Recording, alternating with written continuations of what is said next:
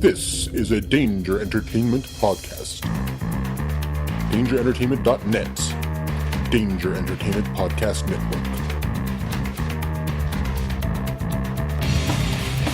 Hey everybody, this is Bryan. And this is Tony. From the Salty Language Podcast.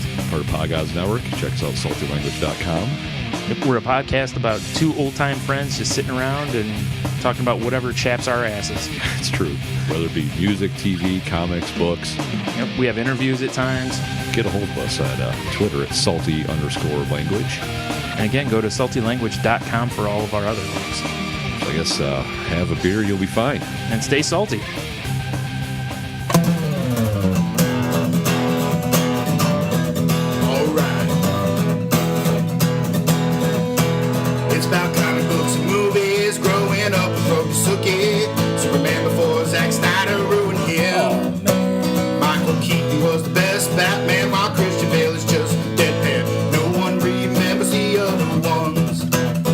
Fans Aquaman. Blake's just not listening. What?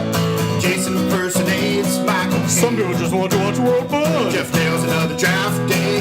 Blake's top 5 has 98. Jason just loves him some Kevin James. Fucking Kevin James. It's the history of bad. It's bad. It's the history of bad. So bad. It's the history of bad ideas. It's the history of bad. Oh yeah. It's the history of bad. LaCroix. It's the history of bad. Welcome to the History of Bad Ideas, episode number 111. I'm Jason. I'm Jeff. And Blake is not here this week. He's playing a reality version of Fallout 4. He'll be out the next 3 weeks. So we have some guests the next couple weeks. Don't know who the guest is next week. Maybe Scab Jeff. I think it's Scab Jeff. Scab Jeff. But this week, it is our honor to have Bryan and Tony from the Salty Language Podcast. Welcome, guys. Hey, thanks for having us. Hey, what's up? Not much, guys. This is a first for us. We've never had you on the show, and we kind of wanted to break out of our comfort zone here. Plus, Nichols in Hawaii. Bastard. Yeah, Jason's just saying you guys are just second choice. Yeah. We're pretty used to it. It's all right. Right, yeah. We go to somebody that we know will say yes first because I hate rejection. So I was like, That's fair. Nick will say yes. Anyone else? I don't know if it would come on our Rinky Dink show. No, did you try him while he's in Hawaii? Because he might have said yes anyway. I'm sure that would go over well with his girlfriend. She'll understand. Podcasting. Right? We're only here 5 days. I know. I got to podcast 4 of those days. I hope you don't mind. Right. We did it. Hey, I got to pay for this trip somehow. That's right. It's true. Because you guys are like us. You are rolling in the money for with the podcast money, right? Yeah. Absolutely. Oh, Yeah. it's ridiculous. My diamond-studded microphone right here. It's insane. We can't even get a beer sponsorship. We're just trying for that. Oh, right? That'd be awesome. I know. All you do is send us beer, and we'll talk about your beer week after week. Please. Yeah. Oh, we would do cheesy beer spots on every episode. Oh, boy, would we. It would be like, back in the day when they used to force the cigarette ads into the sitcoms. Like when the Flintstones did it? Like, just, alive with flavor or whatever. I don't even care. Just send us the copy, we'll read it. Neil and Annalise from Dark Angels Pretty Feet have said that, they feel bad, like they would love to get a beer sponsorship, but they couldn't, force it into their, I don't know, their commercials, or they would hate it. It would just ruin the flow of the show. I have no issue doing that. Me either. Yeah, complete sellouts. Oh, yeah. I'm all for being ham-fisted with it. As long as it's not like Miller Lite or Bud Light, I'm okay, I think. More like the craft beer places. That's what I'm looking for. Well, yeah, obviously we want at least something that's good. Are you guys? You asked for a beer sponsor, not a water sponsor. That's true. Yeah, I get that out of the tap. Keystone. Oh, God. You guys are almost you guys are mid-30s? Late 30s? Okay.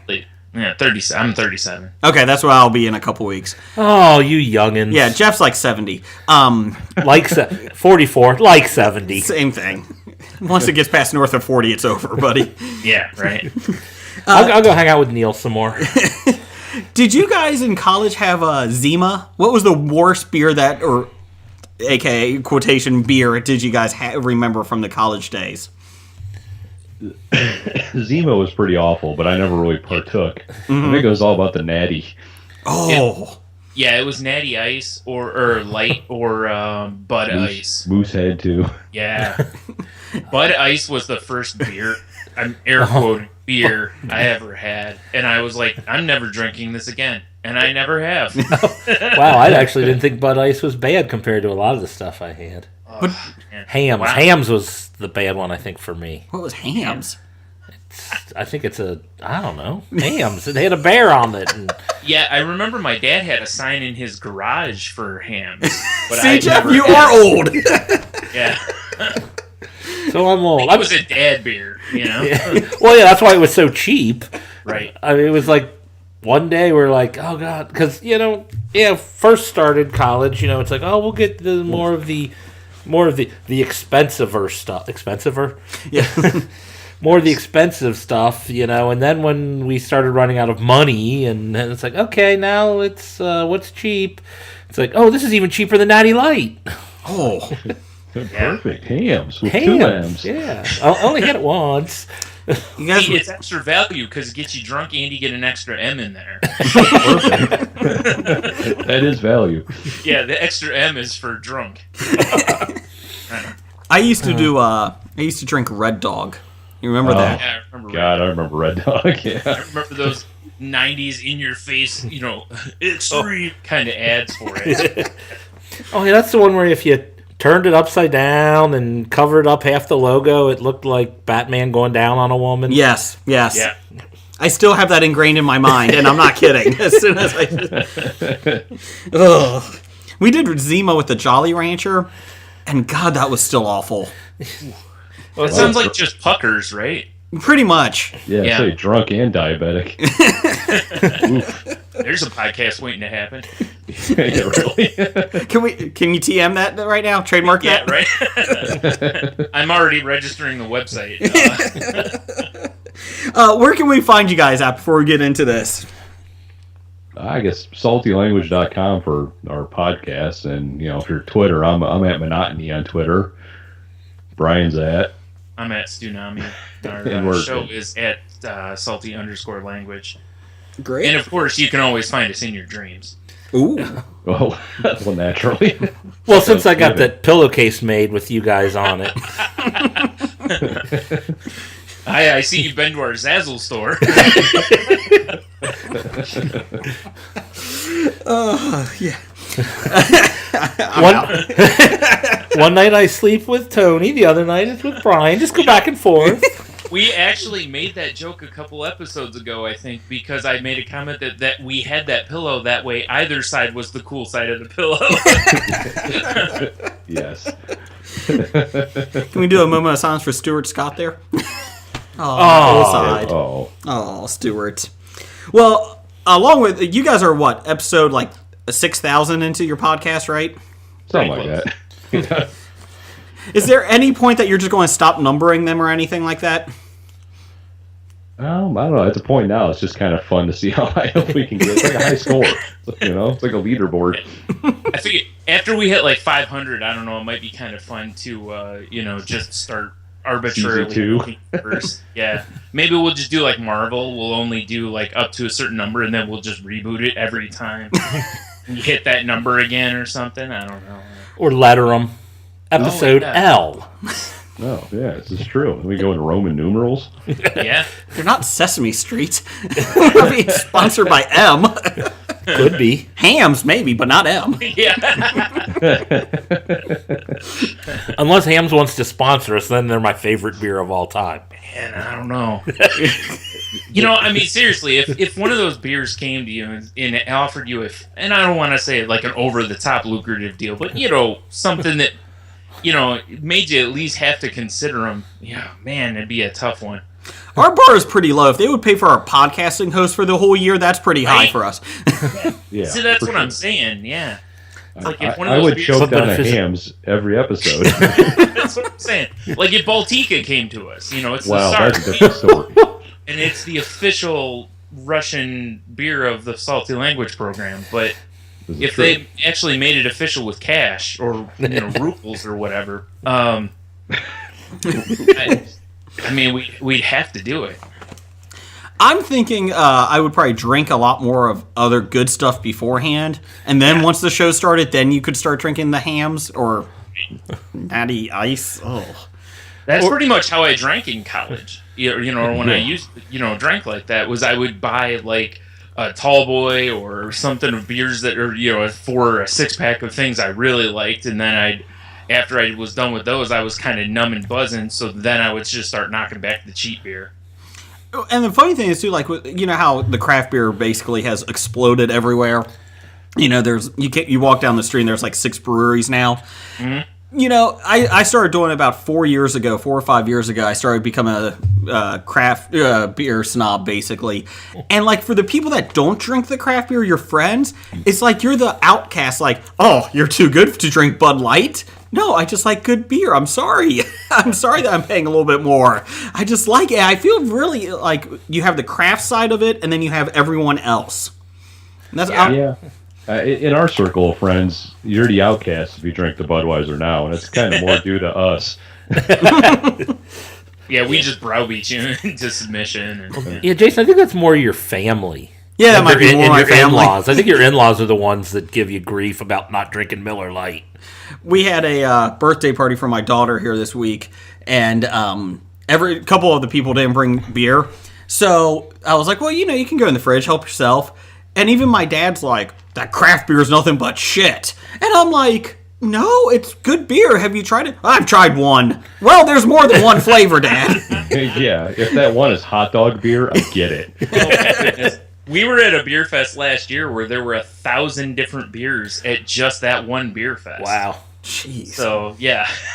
Yeah, I hit the beer fest this past weekend. We had the one down here in Cincy. And that was fun. Was there any good ones? I don't know. Check my tapped in or untapped or whatever it's called. Oh, shit. We might have to become Untapped friends. Yeah. I think we might be already.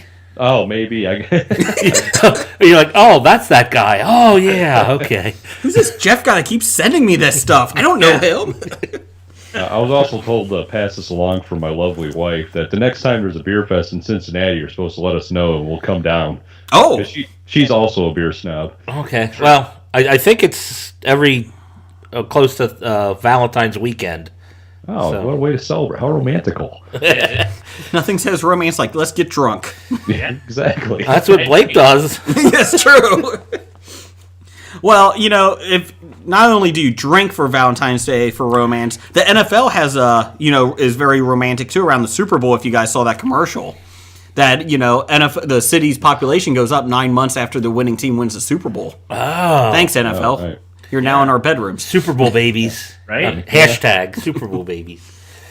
Or maybe the fact that, it's also 9 months after Valentine's Day. Yay. Or January when it's cold. Yeah, exactly. Best way to Also- keep warm. Also, they put on really boring halftime shows. I don't know. Hey, Good call. we did that last week. The top 5 worst halftime shows. It was tough to find 5 worst ones. There are so many good ones. No, the other way around. Oh, sorry. My bad. We wouldn't have been able to do 5 good ones. I think we came up with 4 that didn't suck. We did get a Twitter question. Hey, could you do the top 5 best ones? No, you can't. No. Yeah. Impossible. Right. Can I just say Prince over and over again? I don't know. Up with People was good. No, Up with People is terrible. Oh, sorry. My bad. All 6 all right, times fine. they did it. I don't want this to turn into a bloodbath. Okay, so for people that, are new to you guys and that, you guys used to run a comic book shop, right? Yes. Yes. Okay, how long did you guys do that for?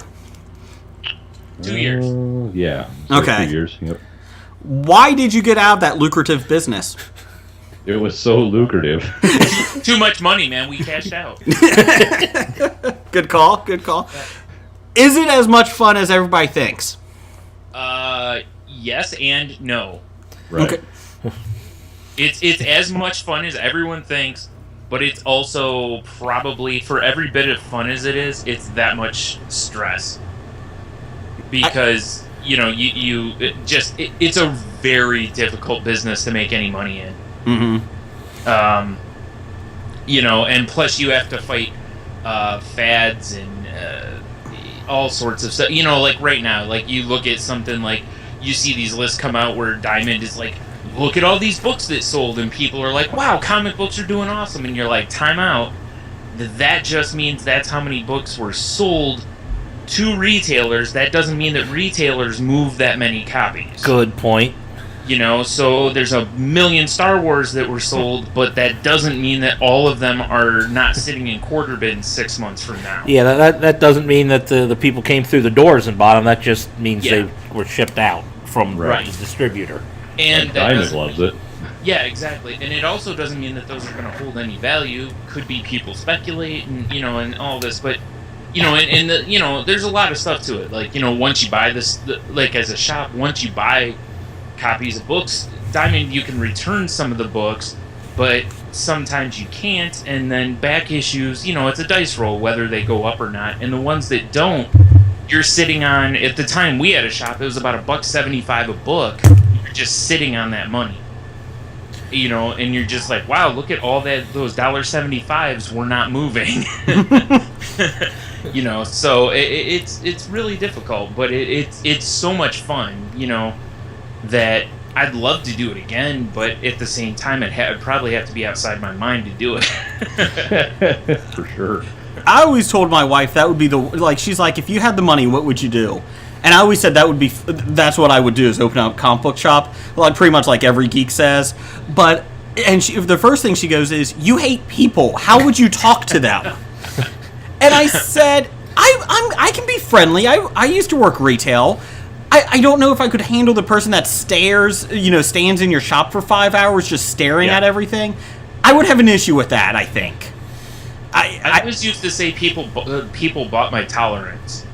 That's good. I could see that. As long as they're spending money, then okay. Yeah. The ones that were tough were the ones that would stay in your place all day and then, like, leave. And you're like, Maybe buy a can of pop off you. Yeah. I'm not paying $1.75. Jeez. Yeah. And it's for every person that walks in the door to actually want to have a good conversation with you, enjoy seeing. There's two more behind them that want to discuss if a Galaxy class Enterprise could destroy a Star Destroyer. It can't. Oh, sorry. Or discuss something like, who would win, Batman or Darth Vader? Something dumb or whatever. But I think we learned it was Darth Vader. Didn't they do that short on... They did do a short. Yeah, they did. That was biased. Culturally biased. Well, the guy with force powers versus the rich guy. I mean... Yeah.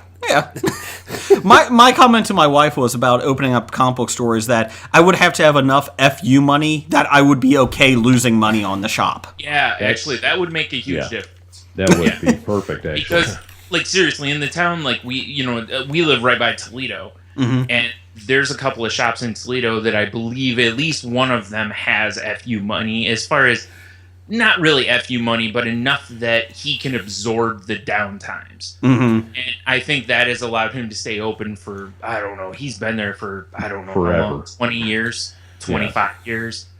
And I think that's part of why.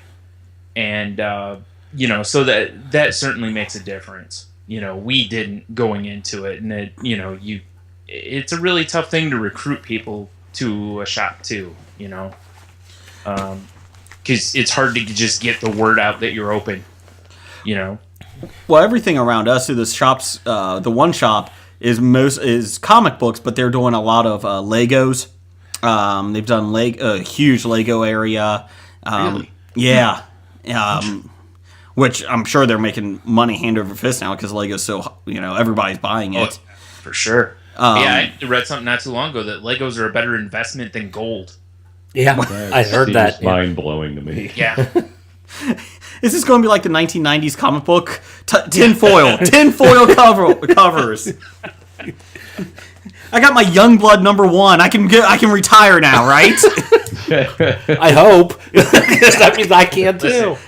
I'll give you a great piece of advice: is you should rarely bank on anything that Rob Liefeld has drawn to set up for your retirement. They have pockets. They have Unless it pockets. says New Mutants on it, probably not. Jeff, you got that. New Mutants 98? I got that. I should be throwing that up on... Why have you not sold that this weekend? I don't know. That should absolutely be sitting on eBay right now. It should be. Maybe that'll be my project tomorrow or something. You might need to do that. And we'll get to Deadpool here in a second, but Jesus. Did you guys see it? Yes. I have not yet. I'm supposed to be seeing it any day now. So Instead, these fuckers asked you to come on a podcast. yeah, I know, right? No. Good finger I was supposed Skyping to from go the today, theater. but what was that? Sorry. Good finger Skyping from the theater. It's really annoying to everyone else. That would be great, wouldn't you? Just hear people in the background. Shh. I'm doing a podcast! Shut the fuck up, Donnie! Meanwhile, your phones are lighting up. And you see, like, that I'm periscoping the whole thing.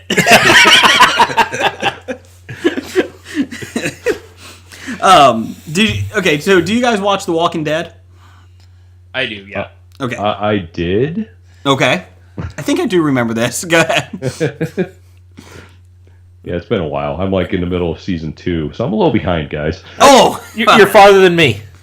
Oh, nice. All right. Jeff saw the pilot. The pilot. Well, Maybe the second episode. I can't even remember. well. I might be 2 episodes in. Good for you. Oh, you're almost caught up. Not much has happened between season 1 and season 6. You know, I bet I could watch one right away and just know everything that's going on anyway. No one's going to stay alive anyways that long. I mean, from what I know, what's his name? Rick? Rick likes to say Carl a lot. Carl. Michonne likes to cut people's arms off. And Norman Reedus has a crossbow. Do I need to know anything more? Oh, they're still zombies. I think you're pretty caught up, actually. I did like this week's episode, not to spoil, but when Rick is at Carl's bedside and he's talking to him, he lets it slip while he's talking. Carl, I just want to show you the world that I want to make. Carl, and I'm like, oh, really? Did you have to say his name? Yeah. Is that just due to him trying to hide his English accent, you think? Maybe. I don't know. Or just he knows everybody mocks it now, so he does it. Oh, that'd be great if that's the reason. Yeah, if it's that inside, that's perfect. Oh, I would love that if at some point, like, later on, like way late, like 3 years from now, he's on like Talking Dead and they ask him that and he's like, oh yeah, that's totally why I was doing it. For somebody that tries to do an English accent like me with Michael Caine, I can feel his pain. Whoa. You don't try, sir. You are a master. Thank you. Master of See? the impressions. This is why they're on and Nickel's not. Nickel mocks my impressions. Yeah, they're the only ones to yet mock your impression. Fuck you, Eskimo. Yeah, go to Canada. I will have to say that I just watched Walking Dead last night. I was finally watched it. That was a hell of an episode this week. I was stunned. That's what I've been hearing. Everyone says it's probably one of the best episodes they've had in years. Yeah, they really hit the ground running. Yeah, I just hope they usually kind of come back in slow off the mid-season break, and this one, man, they just threw you right in the middle of it. And for anyone listening, spoilers for the next 15 seconds. That fucking family that got killed, good. When they started eating Sam, and I was like, good. He deserved it. I don't care if he's 10. Get him the fuck out of here. Now, see, there's a Dr. Seuss line in there somewhere with, like, green eggs and Sam. Zombies and Sam? I couldn't figure that out. I will not eat them with a zombie. Nope, you're done. I was totally... rhyming of zombie. No bueno. Sorry, it's dead in the water already. Forget it. Ba-dum-bum. Ah! Where's our gimp? With the music. Wait a minute. Whoa. No one told me it was a gimp. We have one in the studio. We've got a studio gimp who okay. plays the rim shot for us whenever we tell a bad joke. He doesn't do it very well, but... Not sure you should be making rim jokes with a gimp in the room. That's kind of what I was thinking. Just saying. Oh, no, that's covered. It's just his mouth that has a zipper. It's okay. Fair enough. Listen, it's your gimp. You can do whatever you guys want him to do. And he doesn't I'm even not have here to tell you how to do things. He doesn't have to wear leather all the time, okay? Sometimes it's pleather. Only when the leather's out getting washed. Yeah. Okay, moving on. Let's actually get into the show. Like I said, if you guys have anything, stop us whenever you want. You know, Jeff hates my outline, so, you know, the more the merrier. Since Blake's out here, I'll do it. From Doug, #1 fan. Can't give yourself a nickname. That's right. With the success of Deadpool and Netflix shows, does this start a trend of R-rated superhero movies? If so, what would be available for Marvel Universe and DC? Wasn't that our top 5? Yeah, I realized that was our top 5. Yeah, I was about to say, you're reading that. Are we giving away our top 5 now? No. Somebody did not screen this outline. I was at home with the sick kid today, okay? That was not on my outline. I don't know what you're looking at. Oh, sorry. Oh, you have a different one. Yeah, I have the one you asked me to print up. Oh, my bad. You want a copy of the good one? No, go ahead and do that one. Oh, jeez. It's all going to hell in handbaskets. Actually, I do have another one from Doug. And since we've added Tony just today, Bryan and Tony, have you ever dated a 3-nippled girlfriend? Had a 3-nippled girlfriend? Can't say that I have. My dog's got like 6, though. Ooh. Ooh. Yeah, Sexy, Tony, right? we're talking about dating things, and you bring your dog into it. Well, you know, as much as she, headbutts me in the crotch, I mean, shit. Okay, fair enough. All right, withdrawn. Statement withdrawn. Exactly. I don't You've think seen him on a GIF I buy. I don't think you've ever answered the question, though. He has a dog. Have you ever had a 3-nipple? Have you ever seen a 3-nippled woman? I've seen, No. because internet. I mean, I mean, now rule, let you count. rule 34. Yeah. They are quite fun. You should have listened to episode 69.1 of Graphic Novice. It was our sex episode, dating episode. I don't like to listen to Graphic Novice unless I have to. Well, I'm on the show. I honestly don't think VF wanted to listen to that episode either. And he was. That's fair. You know what's a good episode of their show is the one that I'm on where we talk about Alias. That one's the best episode they've ever done. I listened to that one. Hell yes. Not the TV show, the comic book. Oh, okay. Yes, I feel good better Jones. now. Yeah, no, not that Alias. Although that would be fantastic. I believe I started the show out trying to run that way, and they were having none of it. For a second there, I thought, did Canada just get Alias? How far behind are they? Wait. So it's like if this was Futurama, they would be like Omicron Perseion 8 or whatever. Alien Planet. Like the TV shows get there years after their. Yeah, they were just getting like Magnum or something in the 21st century. What a treat if that's the case. They're just all that mustachioed. I hope Nickel has a stash and a Hawaiian shirt on right now. Listen, Considering Nickel, where he's at. That's right. I know you're going to listen to this. If you send a picture of you in a Hawaiian shirt and a mustache to us, And a tiger's I got hat. nothing. Now, does that mean he has to shave the beard to get the mustache to look proper?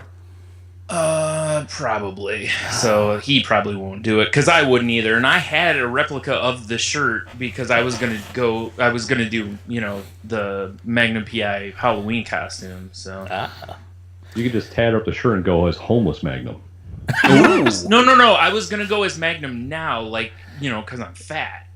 So, Also, Blue Bloods Magnum. yeah. I was gonna go as bloated Magnum. Okay, that reminded me several years ago for Halloween when I decided for my Halloween costume I was going to go as Dexter. So I got everything looked up, and then someone took a picture of us. I looked at the picture. I'm like, oh my God, that's not Dexter. That's Peter Griffin as Dexter. It did look like it. Because I shaved my beard for it, because Dexter don't have a beard. Right. And yeah, I looked like Peter Griffin portraying Dexter. Well, Did you run with it? I did. there you go. Right. He doesn't really run with anything. Let's just be real here. Let's just calm it down here. Let's calm it down the physical activities, okay? Man, you look the other way and boom, he's hitting you in the side with the shiv. I don't know. I think I distinctly remember once leaving you in the dust. I was drunk. Anyways. Anyways. See, this is the positive. When you can't grow a beard like me, or it comes in patchy, you don't have to worry about shaving it. You just keep the goatee and it's simple. Right. Yeah. Well, because when Jason tried to grow a beard, he gained the nickname The Mange. Yeah. 37 years old, I can't grow a fucking beard. God. Let's see. From Pam Morris. In Arrow, do you think Oliver will ever kill Malcolm Merle? Merlin. I misspelled that. I put Merle. He did. Maybe it's Michael Rooker from Walking Dead is now Merlin. Ooh. Do you guys watch Arrow? I do, yeah. I'm not caught up, but I watch it. So you're in season 1? No, I haven't watched any of this season yet. Okay. I missed the first couple on my DVR for some reason. And Tony's like, I've seen the trailer for the first season. yes, exactly. I've fired a bow before. We've made the comment that if you do start watching Arrow, skip the first 6 episodes of season 1, 6 to 8, and you'll be fine. Because those were rough. It was tough getting into. Yeah, it was. I actually quit at that point, and someone was like, "No, you got to stick it out," and I was like, And then and when it hit Netflix, I was like, "All right, I'll go back." And then I was like, "Oh, it actually is pretty good." So the second season saved that show. Yeah. Yeah, absolutely. As far as whether he'll kill Malcolm Merlin, though, I don't know. Like, I think this week's episode actually, really kind of. I don't know. It kind of feels like it put a definitive stamp on whether he will or won't ever kill him. Oh, maybe I need to catch up and see. You might need to catch up there, Jeff. That's what I was just thinking. I didn't want to spoil anything. But Spoiler alert: he gets off the island, Jeff. No, he got off, but then they sent him back. Seriously, how many fucking times are going to send him back to that island? Well, they're almost 5 years out. So, what are they going to do when they get 5 years out? And hopefully stop the fucking flashbacks. They should have stopped them by now, I think. Of course, they brought Constantine in, so that was good. Yes. Meh. Oh, fuck you. I actually hope they don't kill Malcolm Merlin, because I love him. I love John Barrowman. I like him in that role. Yeah, he's pretty good. I didn't think he was that great in that role. Really? I liked him better as, the Doctor Who guy. Torchwood? Yeah, on Torchwood. Than I didn't even realize it was the same guy when I first started watching, and everyone, I think Amy was going off about, the guy from Doctor Who, and I'm like, what guy from Doctor Who is on Arrow? And I realized that, I'm like, that's the same guy because he was so good in Doctor Who. Oh. Brian, who do you think's in the grave in Arrow at the end? Yeah, that's a great question. Because the fact, the one part that puzzles me the most is the fact that Barry Allen's there. Mm-hmm. Who's important enough to bring him there to be there for Oliver? The only thing I've heard a couple people say, I think Big Dev from Snake Oil actually said he thinks it's Speedy because she has the bloodlust, and it only goes away when Damien Dark is there. Oh yeah, and it's like, and that could be the way that they kill Dark is because Speedy sacrifices herself, killing Dark, trying to get to Dark, but I don't know. Yeah, I thought maybe Felicity's mom, but I don't think it's big enough for that.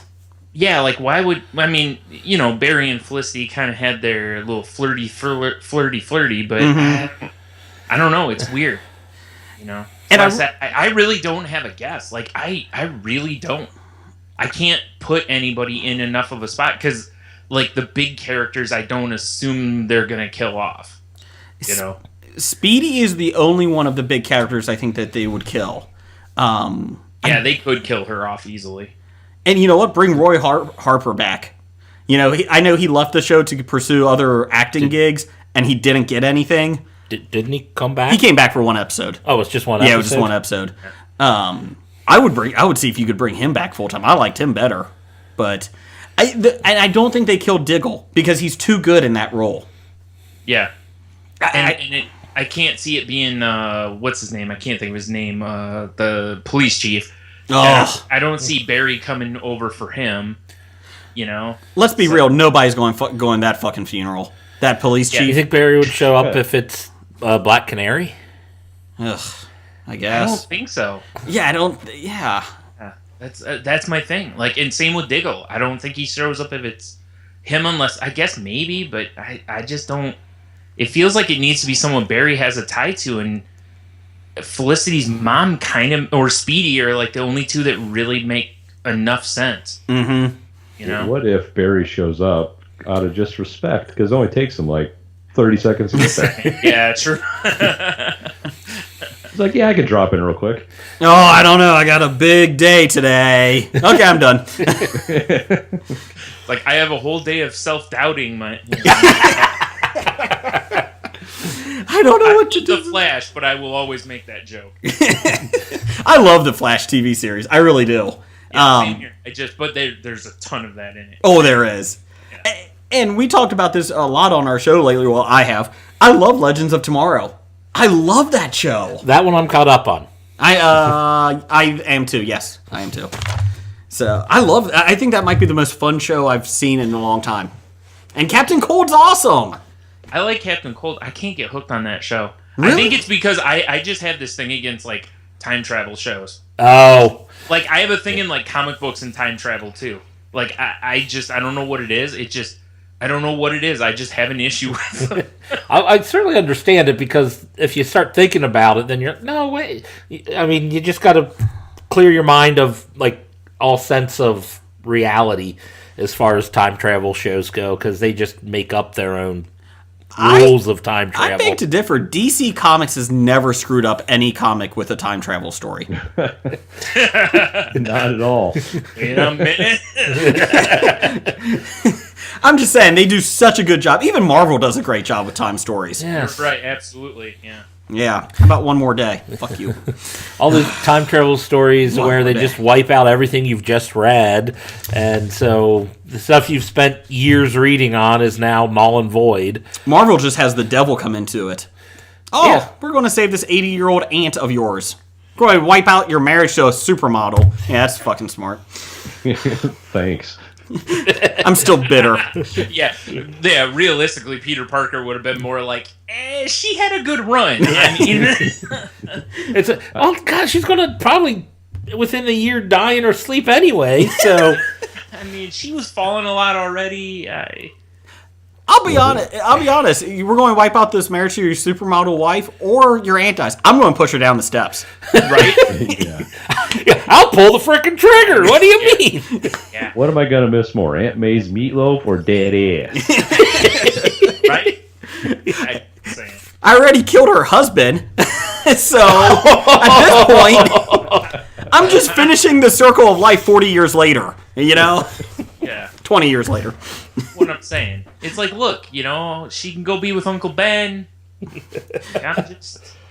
Unless they bring Uncle Ben back, and then never mind. Let's time travel and save Uncle Ben. No, fuck that. And I put this one in here because I don't know who it is, and I could be completely out of the loop on this because I've tried to avoid spoilers. From Bob, who is the big bad guy that they're all going after in Suicide Squad, the movie? Does anybody know? I haven't read a whole lot about the Suicide Squad, but my gut says the Joker.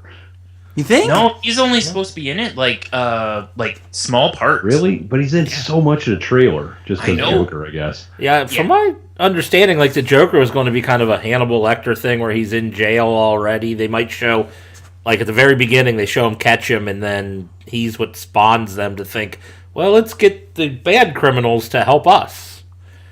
Yeah, everything I read was the Joker is doing the flashbacks, and then doing the Hannibal Lecter thing. But would they not waste him, but would they put him as the main bad guy and not save him for Batman?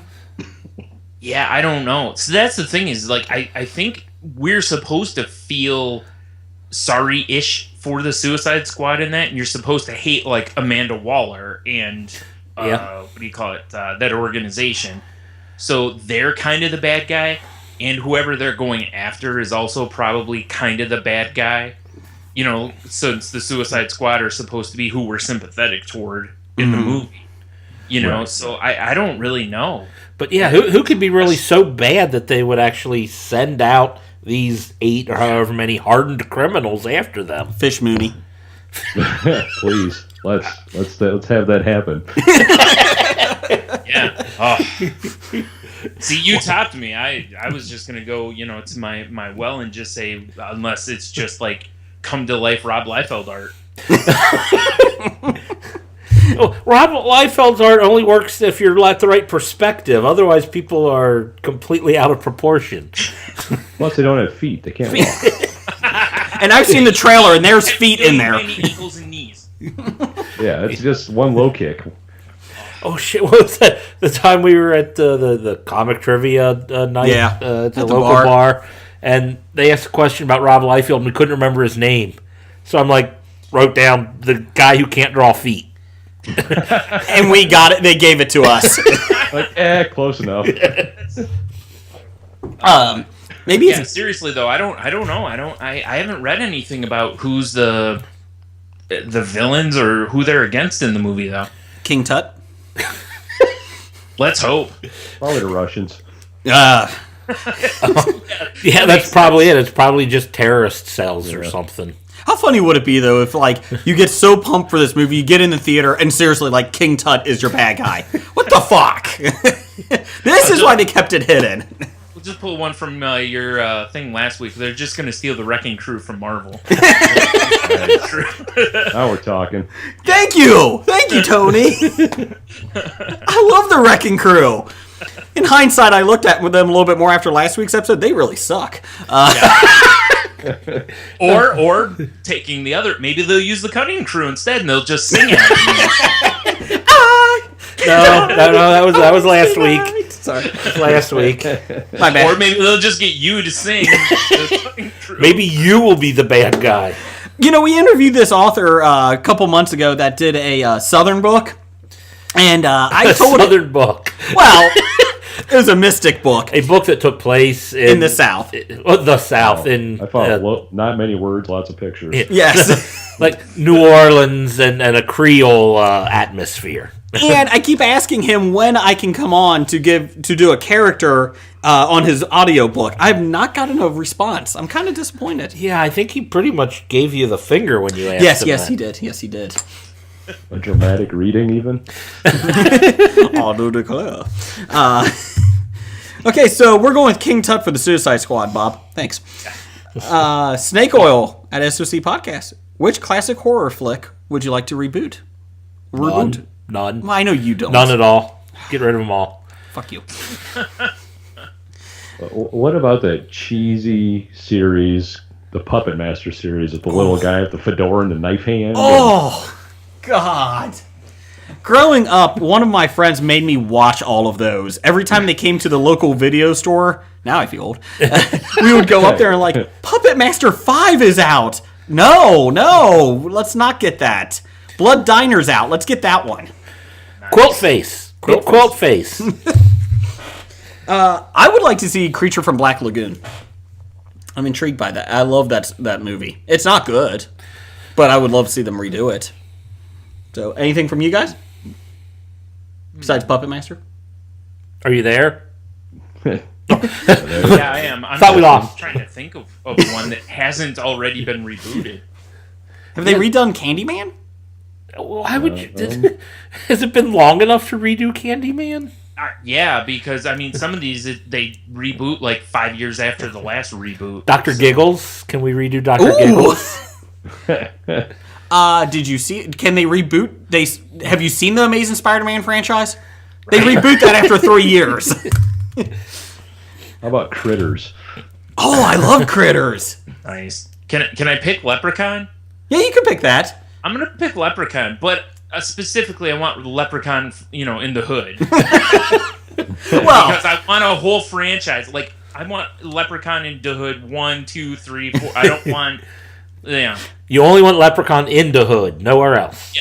Yes. I don't want the rest. I just want that one and a bunch of them because I just want a lot of rapping leprechauns.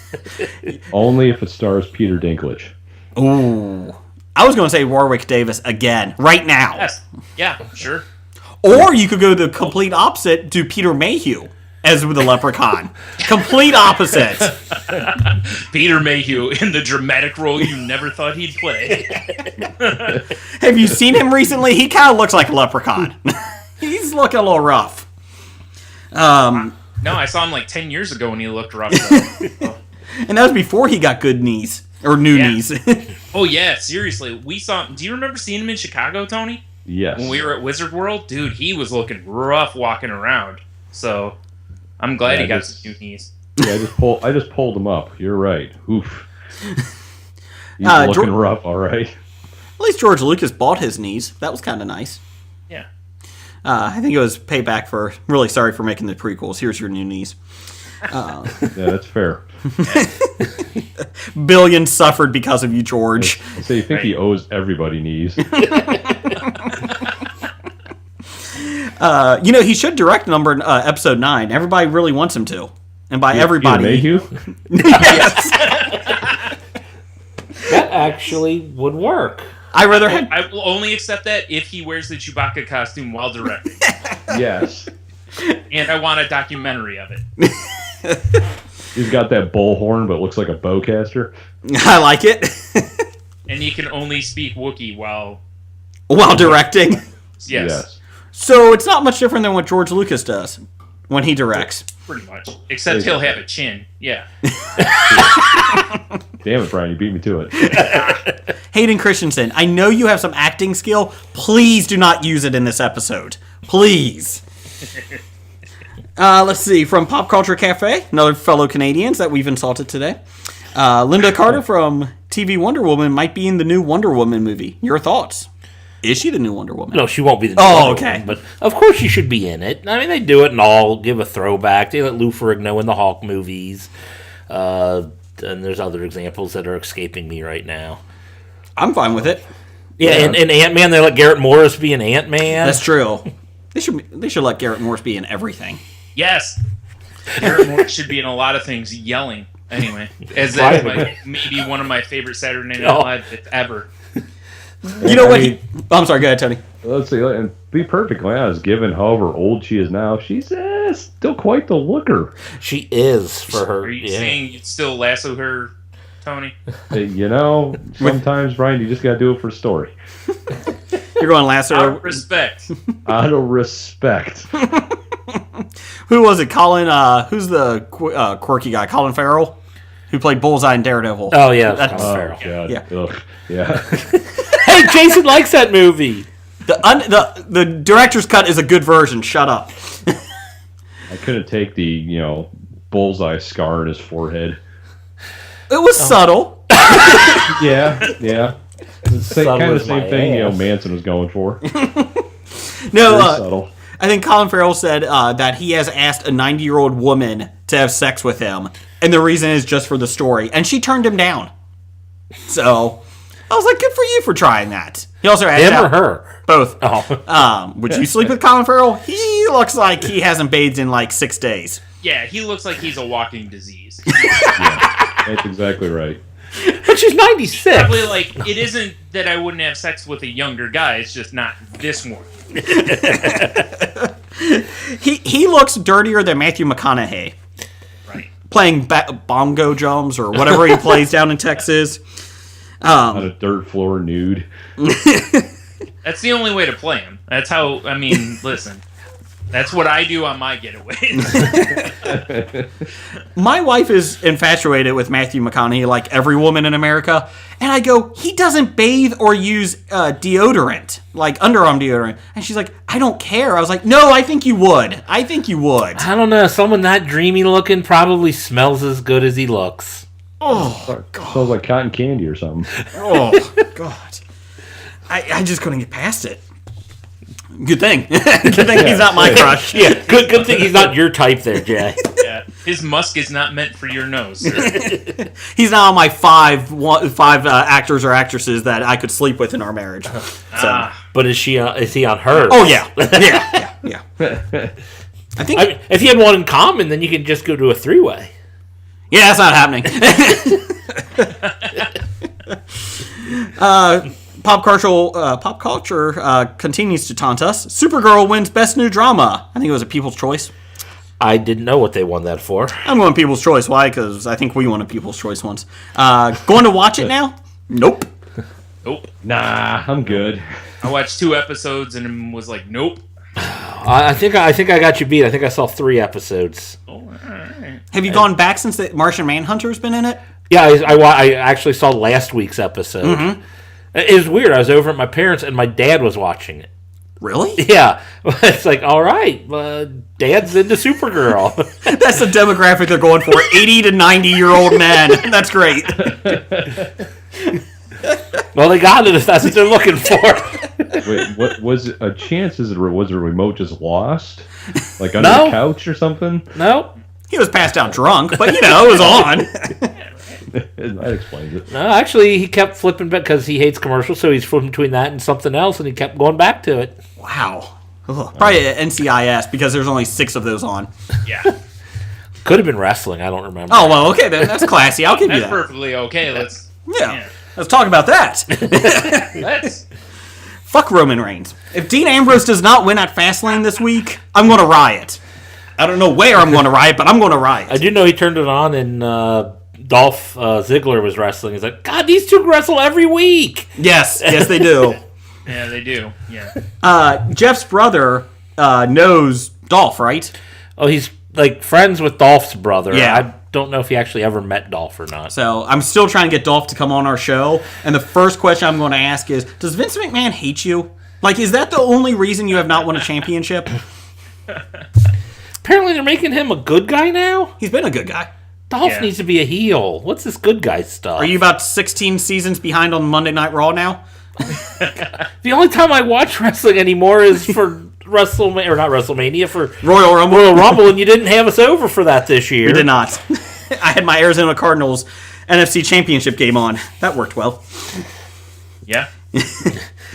From Dr. Number One, at Dr. Number One. Reboot Popeye. Ugh. Who do you get to play him? Jason Statham or Vin Diesel? I don't know if I like either one of these choices. Or Popeye. Or anybody, yeah. Anybody out there you would pick to be in a reboot of Popeye? Now, first of all, we have to acknowledge the fact that these are ridiculously hard shoes to fill, as Robin Williams played Popeye. Yes. Yeah. And And as bad as that movie was, he was a perfect choice for Popeye. yes. I'm being horribly sarcastic. Jeff isn't. I'm not. He played Popeye great. He played Pat It was Adams great, too. Terrible movie. Yeah, it was a terrible movie. Well, they're making the cartoon of this. I And mean, I guess if I have to pick here, Vin Diesel, maybe? I don't know. It all depends. Do you want your Popeye with a British accent or not? maybe some people. Well, I'm going like build. Because Jason Statham's shredded, but he's more lean. Yeah. You know? Diesel's more of a, puffy bastard. And he plays Dungeons and Dragons, so there you go. Can't Nothing go He wrong was with that. Iron Giant, so you know, Ooh. And Groot. Oh. he was Iron Giant. That's all I need. That's But- true. Respect. Did you see in the cartoon? Well, probably not, because there's not a big, rumor mill online about Popeye the cartoon that's coming out. But I don't know what you're talking. Where you've been? PopeyePorn.com. They said that Popeye is not going to have any tattoos in the cartoon. What? Yeah. Because Then he's not Popeye. exactly. And supposedly he's not going to eat spinach to get stronger. He probably doesn't have his pipe either. Probably not the pipe either. Probably unless- right. Yeah. Well, So- that's He just gets not right even out. Popeye. They Yeah, just so call it it's- something else. Joe the Sailor. So we basically put a homeless man in. Blake can play Blake him. can play him. But I'm like, so you're taking Popeye and you're taking the 3 things away. Popeye the homeless man. So, He sniffs up a garbage can. Toot toot. like, Go ahead, Tony. I get these tattoos, whatever. Although it's become so mainstream nowadays, what does it really matter? Yeah. And I get the pipe if they take it away, but really, the spinach, really? It should be Nope. kale now, but anyway. Oh, God. Oh my god, they probably will make it kale. Are you Popeye the hipster man. Brian, did you write this screenplay? I did. Okay. I'm actually. It's in a. It's a fluid state right now. It's not quite done. So you're watching Deadpool, podcasting, periscoping, and watching Popeye at the same time. Yeah. Right. Yeah. Mhm. That's pretty good. Jeff just yeah. woke up today. He was excited about that. Yeah. I didn't want to do it either. Yeah. My question is, why would you buy the rights? If you're a studio, why would you buy the rights to Popeye? Is there like a calling amongst young people to see Popeye remade? There must be. The property was $5, so they thought, if we lose $5. But it's that a 200. May be a good point. It might have been cheap. Well, I mean, they clearly want to see a sailor who no longer is tatted up and doesn't eat good, healthy foods, and with his anorexic, eating disorder girlfriend and his buddy who's clearly a stalker rapist. And a guy that's a... It's Wimpy, too, who eats all the hamburgers. Well, he won't be eating hamburgers anymore. He'll be eating tofu shakes or something. and drinking hams. Yeah. Yeah, nice. Now we're talking. Okay, I'm in again. He can't be an alcoholic. That's no good. See, that's what Popeye should do. Is instead of the spinach, he should just be drinking hams and get his power from alcohol or knocking back Jack Daniel. That's it. Whenever he gets in trouble, he downs a couple cans and goes to work. Yeah. Right. Nice. Or he thinks he does, but he actually doesn't. And just gets his butt kicked by whoever, and he in his head he put up a good fight, but he just gets destroyed. They show what's going on in his head, and he's winning, and then the after effects, he's lying in a gutter, Bloody and everything. Popeye the homeless man. There you go. Covered in warm hands and chicken wing chunks. I just like the idea of warm hams because when you said it, I didn't picture the beer first. I didn't either. Right. I'm picturing the butterball ham, or what is that? Just all around him. Yeah. It's like an igloo of ham. Ham and hams. Just the igloo of ham, They probably have that in Canada. We should ask. It's a good call. Right. My question is, Olive Oil is kind of like an Aunt May type. I'm not fighting for her. I mean, she may have a good personality. I don't see it. I feel like she's whiny. You're saying Aunt May tight because she's skinny Worthless. and has a little hair? No, worthless. Oh. Yeah. Apparently Popeye doesn't think, didn't we figure out she has like beer-flavored nipples or something? Because that's the only reason people would want olive oil? Yeah, I don't get the olive. It'd be like having sex with a sheet draped over a tree branch. Ooh. We'll put it this way. Is it an oak? When Shelley Duvall is perfectly cast for olive oil, True. that's the type of person that you're looking at. What happened in the early 80s? That she was a sex goddess. She was never a sex god. Drugs. A lot of coke. Heroin wasn't around as much prevalent, so it was just coke. That was pre-meth days. Oh. Okay, so we're not doing a Google word of the week. I did not send a request out this week. Oh, thank God. I don't know if you guys have been listening the past couple weeks. They're making me look up disgusting things on Google. Yeah, I heard the last one, and I was really curious, like with the fear of holes and stuff. I was like, boy, they're lucky we weren't on for that one, because that would have taken a turn for the bad. Probably.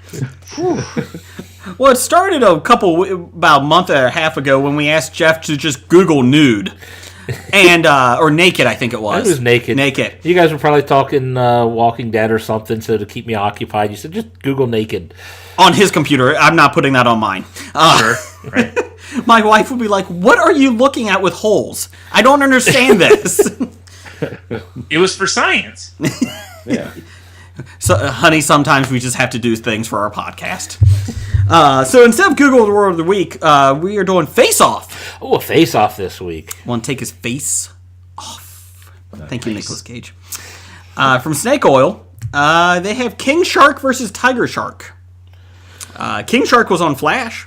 Yeah, okay, so that's a guy that is half shark, half man. Yes. Yeah. Looks like a street shark. Right.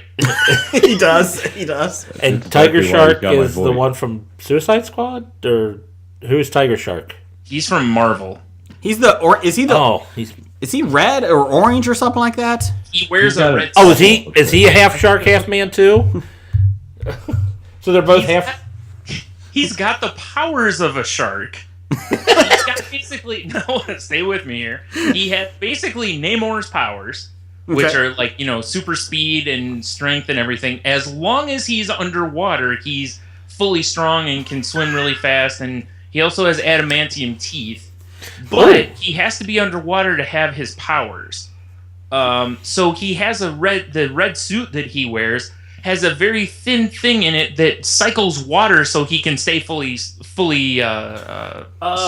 Okay, yeah, I kind of pulled that up. I've seen it now. He also has gills. I forgot because I checked because a shark, the gills are very vulnerable. So I was checking to see because if one had gills and the other didn't, that would be a weak spot. Yeah. They did make a Marvel's Legend Infinite series toy action figure of him, collectible. Okay. I think his whole concept is a weak spot. I suppose the biggest question is, are they fighting underwater then? Right. That's because one can survive. I think they can both survive, outside of the water, but one seems to be... Well, as long as the one's in his suit, they both would be super strong out of the water. So, pretty much he has the powers of Aquaman. He's worthless outside of water. That is not Aquaman's powers. You keep screwing up Aquaman. I got a dolphin. Right. Now listen, he doesn't have the ability to seduce sea life, so he's not Aquaman. Or young boys, Aqualad. Wait. You're right. Hello, promiscuous 10-year-old. What? Yeah. That's every DC superhero. Batman and Robin have a very strictly business relationship. So he's paying for it, is what you're saying? Yes. Okay. There's a lot of gold under the sea. Hey, listen. Okay, I'm going with King Shark, just because he was in Flash. That's what I'm going with. Good answer. Thank you. I think I'll go with King Shark because first thing he'll do is go after Tiger Shark's water suit or whatever, so then he would become weak. It's a good explanation. You took a lot of thought on that one. Yeah, a whole lot of thoughts since I just figured out who the hell Tiger Shark was. I do remember him now. Tony, Brian, you got any thoughts? I think King Shark because I think Tiger Shark's a pretender, and I think King Shark's the real deal. So I'm it's the same idea as I think he's just gonna, tear his shirt off and just start giving him Ric Flair chops across the chest. Woo! Yep. Or Charlotte chops. Or what? Charlotte chops. Sorry. No, I refuse to recognize those. I for sure am going with King Shark as well because I just can't get past Tiger Shark's ridiculous get-up. Don't be jealous, Tony. I mean, I wish I had some sort of mohawk fin thing that went all the way down to my asshole. That'd be perfect. Now, front or back, Tony? Whatever. I'm rocking it. I might do that for Halloween this year. I may get my son to do that. You really want to be Tiger Shark this year? That is it. Try to get your son to think Tiger Shark is cool by Halloween. Okay. That's a challenge. That is a mission. That's not even going to happen for a kid. Why does he have gills? I don't know. Find all the old books that he's in and get those, and he'll have a complete collection of Tiger Shark appearances. Let's see. Okay, so I hope that worked for you, Dev. For News of the Geek segment. Yay! News of the Geek. Are we going to go through and edit and put this back in? Anyways. Okay. That's what professional podcasts do. Yeah. From 411mania.com. Deadpool killed the box office competition. See what they did there? Oh, I get it now. Yeah. Fox's R-rated film opened to $135 million on a 3-day start, and it's supposed to be around $150 for the 4-day weekend take. Biggest opening for a President's Day weekend of all time. Blasting away the previous record of $93 million by 50 Shades of Grey. Ooh. Oh, President's Day. Oh, because I knew it had the Valentine's Day. I didn't notice it said President's Day. I didn't realize that either. Big question. Have you guys seen 50 Shades of Grey? No. Unless you count like a Pantone thing when I was in school for graphic design. Even then, there were probably only like 36 of them. Oh, no, there's more than that. I probably have 30 shades of gray markers. So. Sexy. Yeah. I don't know if Deadpool is better than 50 Shades of Grey. It's a push, I'm going to say. Let's see. Biggest 3-day R-rated opening, even beating The Matrix Reloaded, which I can't believe that happened. I forgot that was rated R. I tried to forget Yeah, about it. actually, I'm with you on that. I didn't know that was rated R. I assumed that was PG-13. I think that's the one with the orgy. I think you're right. Which one is Reloaded? Second or third? Reloaded is the second. Is it? Okay. Largest weekend for an R-rated comic book film. Well, that's not really saying much. Outside of 300, which it beat. What else was an R-rated comic book film that was good? Ghost World, was that R-rated? Crumb. Okay, none of them are breaking box office I was records. like, From Hell? That was pretty good. Oh, that was good. Okay. Yeah. I don't know if that was a big hit though, was it? No, it was No, it was so underground. I love that movie. Oh, for sure. I love the book too. Yeah. Me too. And it was also the biggest opening weekend during the winter months, topping American Sniper for Ooh. $89 million. Biggest opening for the winter. I don't Basically destroyed everything. So, winter months, does that not include December? I don't know how they really do the thing. I'm thinking January, February, March is what they're Okay. thinking. The months that nothing really comes out. 'Cause I'm about to say Christmas falls in the winter, so Christmas openings, I think, are... I think they're doing Generally January. huge. Deadpool was expected to do around $70 million by industry analysts for the 4-day weekend. Fox was hoping to do 60 to 65, and they were blown away when on the first day it did $47.5 million, which is also a record for the biggest all-day or one-day February open. So that's pretty impressive. So, here we go. Previous hyped R-rated books. I guess I There you read. go. Yeah. Kick-Ass did $19 million to start, and Watchmen, did $55 million to start. Look. Watchmen the movie? Oh God! Oh. Help me out here, somebody. Yeah, I was hoping for a little more. I mean, it was all right. Yeah, all right is not look. You know, it's funny, we mentioned comic book movies that were rated R. None of us brought up Sin City. Oh yeah. Oh. Yeah. Only to be outplayed by Sin City 2. I still have yet to see the second No, please don't. Don't. Oh, good. I was like, I haven't seen the second one either. I had a free Redbox rental, and I used it on that, and I wish I could have had it back. Other than, what's her name got naked or whatever, and I was like, that's not enough. Mickey Rourke? Yeah. Oh. I still feel it free that naked Mickey Rourke wasn't enough. I keep waiting for that to come on Netflix or Amazon Prime so I could watch it for free, and I'm like, I don't even know if I would watch it then. I really don't. I would. I'd watch it for free. Yeah, free. Why not? Yeah, for free I'd watch it. But I wouldn't pay for it. We watched Almighty Thor for free. So Yeah. That was I've certainly horrible. watched worse. Yeah. Okay, I want that to be on the tagline for the commercials for Sin City 2 when it came out. I would watch it for free. It's good for free. Don't pay, but Right. let's see. Budget was just $58 million for Deadpool. I think he got his budget back. Then some. Let's see. We're gonna also. This is just for me because I'm a big Kevin James fan. He's reteaming with Andy Fickman, director of his 2000 feature Paul Blart Mall Cop 2. 2015. Whatever. feature. Fuck him. I'm not reading this news article right for him.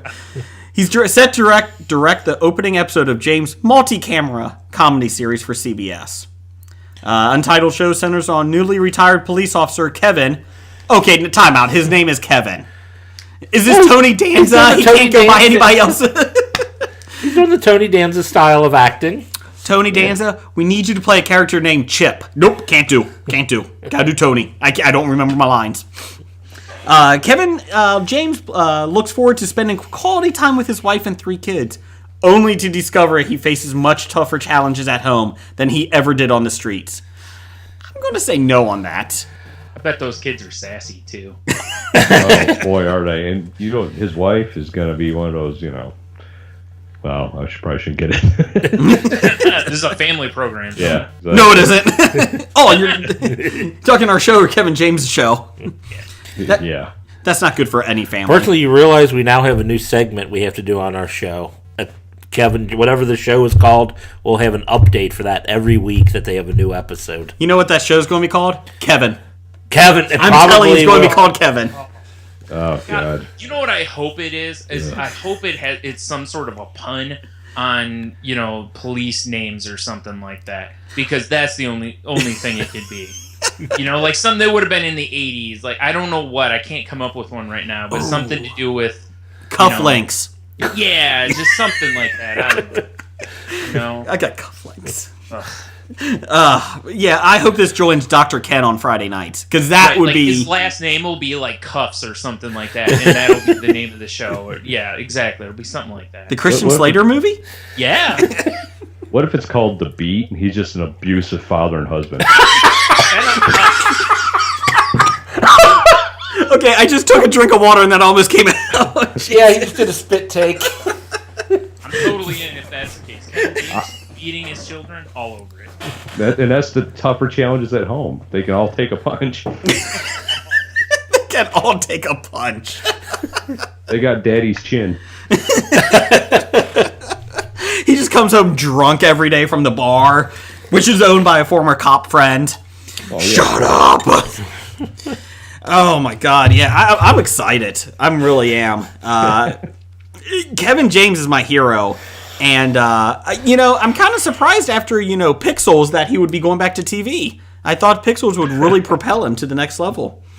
So... Yeah, you can't ride Adam Sandler's coattails forever. You got to go branch off and go do your own thing. Rob Schneider would beg to differ on that one. What are you talking about? He's got whatever movie where he's doing voices in an animated thing now. Oh, Madagascar? No, well, maybe. But there's something new where he's like the lead in it. And I was like, wow, someone chose him, huh? Someone hired him over anybody I was like, I don't else think available? this isn't an Adam Sandler movie, and he's like the lead voice. How would you like to be a professional voice, actor? And they're like, it was really close for this big part in the movie. You ended up losing out to Rob Schneider. I'm really sorry. Man. I looked it up. It's Norm of the North. Oh, that was the bomb.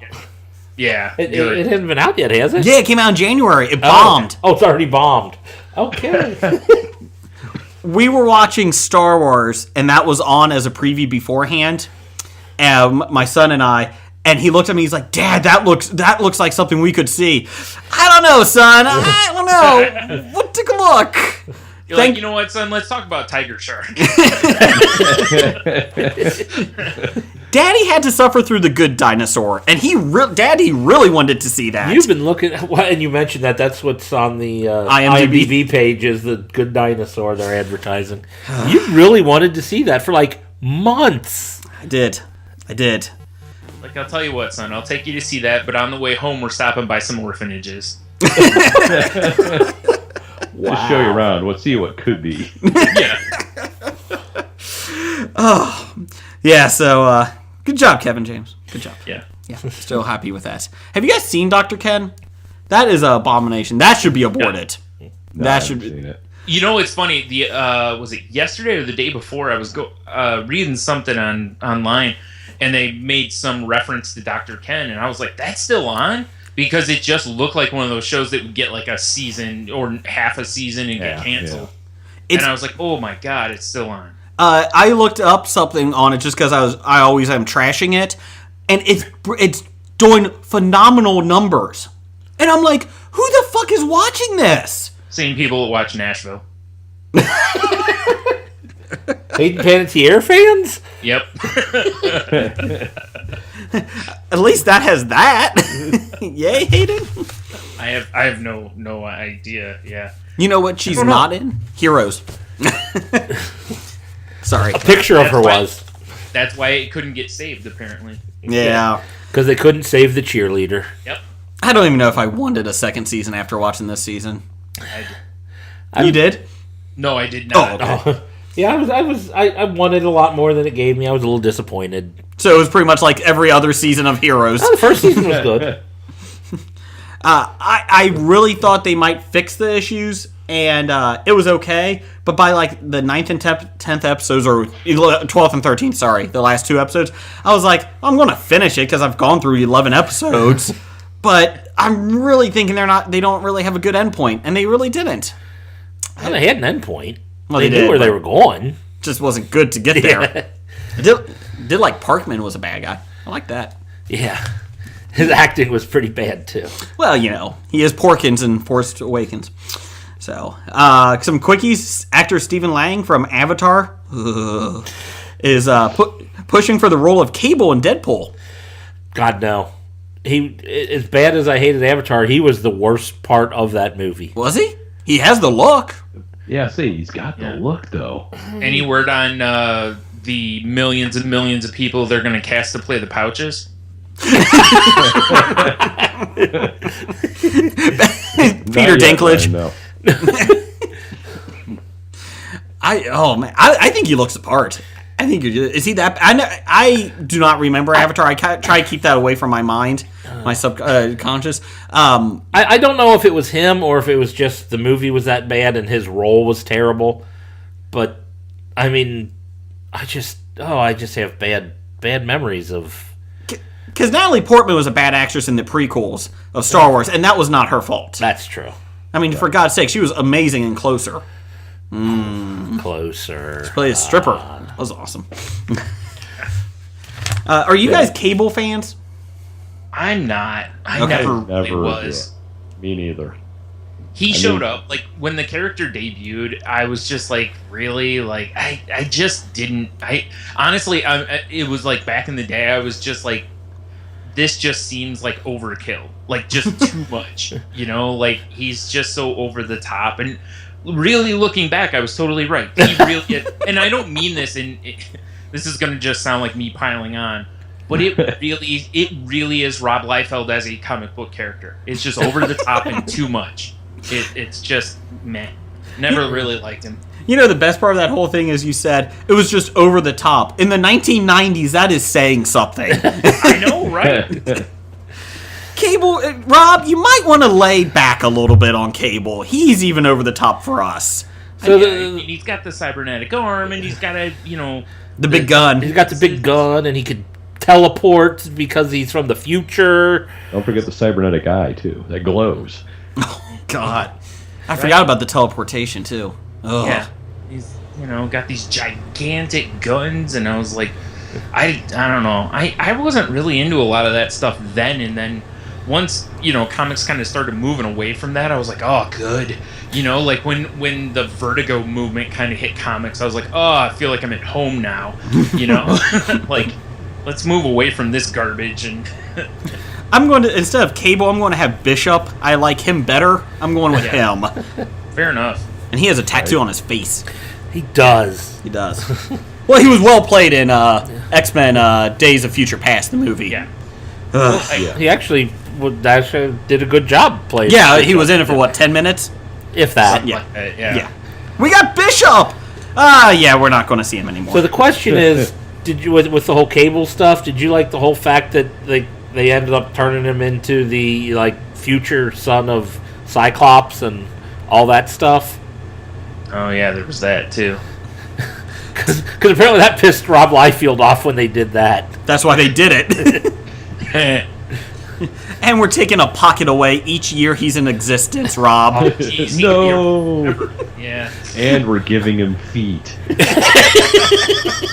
No. Unfortunately, it took 1,000 years to get rid of each pocket, so he still has about 800 left. That's why it was just, was it a month or two ago, he showed up in one of the X-Men books, and I was like, ugh. Rob Liefeld or Cable? Cable. No, anytime Liefeld shows up on something, I have the same reaction. Sudden diarrhea. Showed up. No. Oh. Was he in a jeans commercial this time? No, maybe. Oh, yeah, I forgot. Remember this jeans commercial? Yep. Oh, yeah. He had mom jeans on. Mom jeans. He did have mom jeans. And I kind of beg to differ. I don't think any storyline with Cyclops is a bad one. Cyclops. And I'm being serious. I know who you are. I love Cyclops. All right, your opinion on Cyclops, since Jason apparently here is a fan and doesn't realize he's a douche. Is he awesome or is he a douche? I've always thought him kind of douchey myself. Who asked you on? Where's Nickel? Damn Nickel. I'm gonna say I'll give Des credit for the whole Cyclops is a douche thing. And Yeah, I'm with Tony on this one. all right. Sorry. But he's going to be part dinosaur now. What? Yeah. Oh, yeah. I can't even get makes behind it that. better. You say part dinosaur? Yes. Yeah, you know, they have these action figures that are like Build-A-Figures now, where you can, like, take, you know, Spider-Man's arm and put Venom's arm on it and all this stuff. I think that, like, Sinister is now doing that in the comics. So he took Cyclops and was like, this would be really cool if I put, like, a Dinobot arm on him or something. Sinister goes to Target. You know what? This is a good idea for my evil plan. Yeah, I don't... Hopefully it's not a T-Rex arm so he can at least reach things. How great would that be? Cyclops, you know, like, you know, he's got the impediment, well, not the impairment, but, you know, with his eye, and then he's just got that one little baby arm, looking like he's from Scary Movie. You know? And he can't stop the visor to turn off because he can't reach it. Can't reach it. The dial's on that side. Gene, can you help me? I'm sorry, is this 1960s Gene? 2015 Gene? Right. Gene from the 80s? Mom jeans, right? Mom jeans? Or can we just put a T-Rex in the ruby quartz visor? Ooh. I like Now, it. if he was a T-Rex wearing the ruby quartz visor with Cyclops power, I'm all in. Right? If that was the new Cyclops, I'm totally in. Where he's just a dinosaur with Cyclops' power, I'm totally in on that. Yeah, for sure. Everyone's I watching want that book. for reading. Yeah. You're talking about time travel. You don't like time travel, Brian. The all-new X-Men comic, that was pretty clear for time travel. That was not confusing at all. When they brought the 1960s X-Men back? Not at all. Not at all. You're Yeah, right. it was great. Yeah. Did they ever figure out how that worked? I don't know. think they just pretended that it didn't happen. Actually, I think it's still going on. I thought Jean Grey was on somebody's team from 1960s. Yeah, I think they're still around. I don't. Like I said, team, yeah, that team is now like the 1960s Jean Grey, Old Man Logan. I can't. I don't even remember now. It's like half of them are from like current time, and then there's 2 or 3 of them from the past, and then Old Man Logan from the future. It's. Ugh. I feel bad for Jeff Lemire having to write that mess. we'll just kill everyone off from different time zones. There's time zones. Perfect. See you, Mountain. He's only Old Man Logan because he lives in California, and this takes place in Ohio. 3-hour time difference. 3-hour Logan. I'm Pacific Time Zone Wolverine.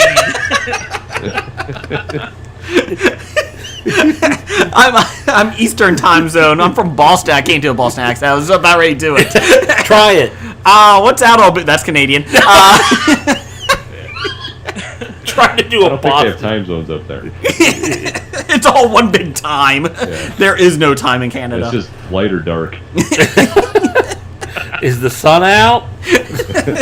Not for another 6 months. All right, get back in the hammock, Luke. That's all Nichols doing on his vacation is just being amazed by how there's, you know, sun and dark days and sand. and sand. Yeah. I hate sand. Oh, okay. Thank you, Hayden Christensen. I hate sand. Let's see. Box office news. Jeff, you want to do that one? Oh, sure. Let's close the page here. The box office news and world report. Yes. Deadpool, 135 million, total of 150 on its opening weekend on a budget of 58 million. I think I just heard that. Yes. Although the best part about Deadpool is all the people trying to bring their children to it. Oh, God, I had that in my showing we went to. Seems like everybody is. Like, No, I did don't they- know how many posts I've seen on Facebook and Twitter where people are like, why are people bringing their children to this?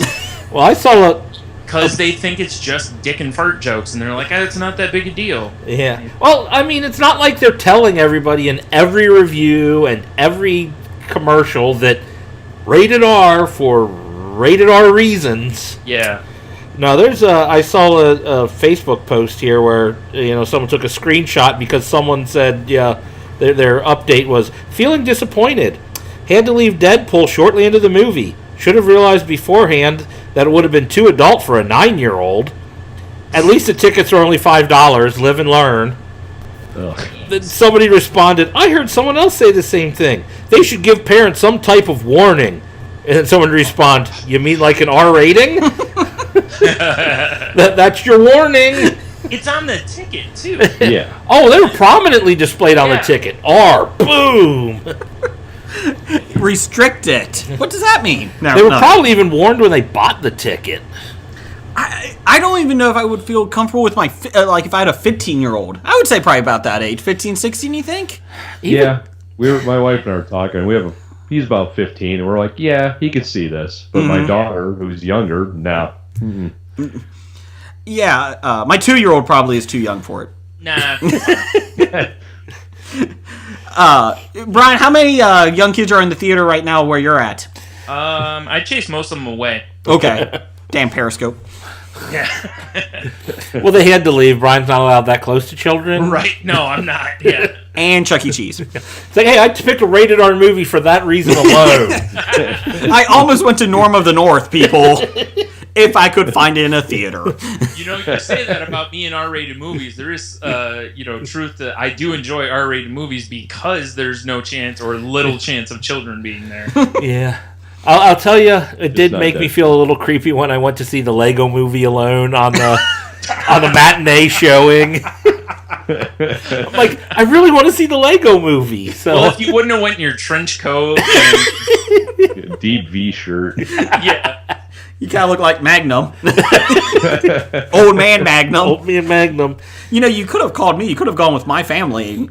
You would have looked as creepy. that's I true. think you had already seen it a couple days. We probably won't see it again. I just see the parents in that theater. You see that guy by himself over there? Don't go near him, even if he offers you candy. Especially if he offers you candy. Well, you got to bring some candy back to us first. He says he lost a puppy. Don't go near him.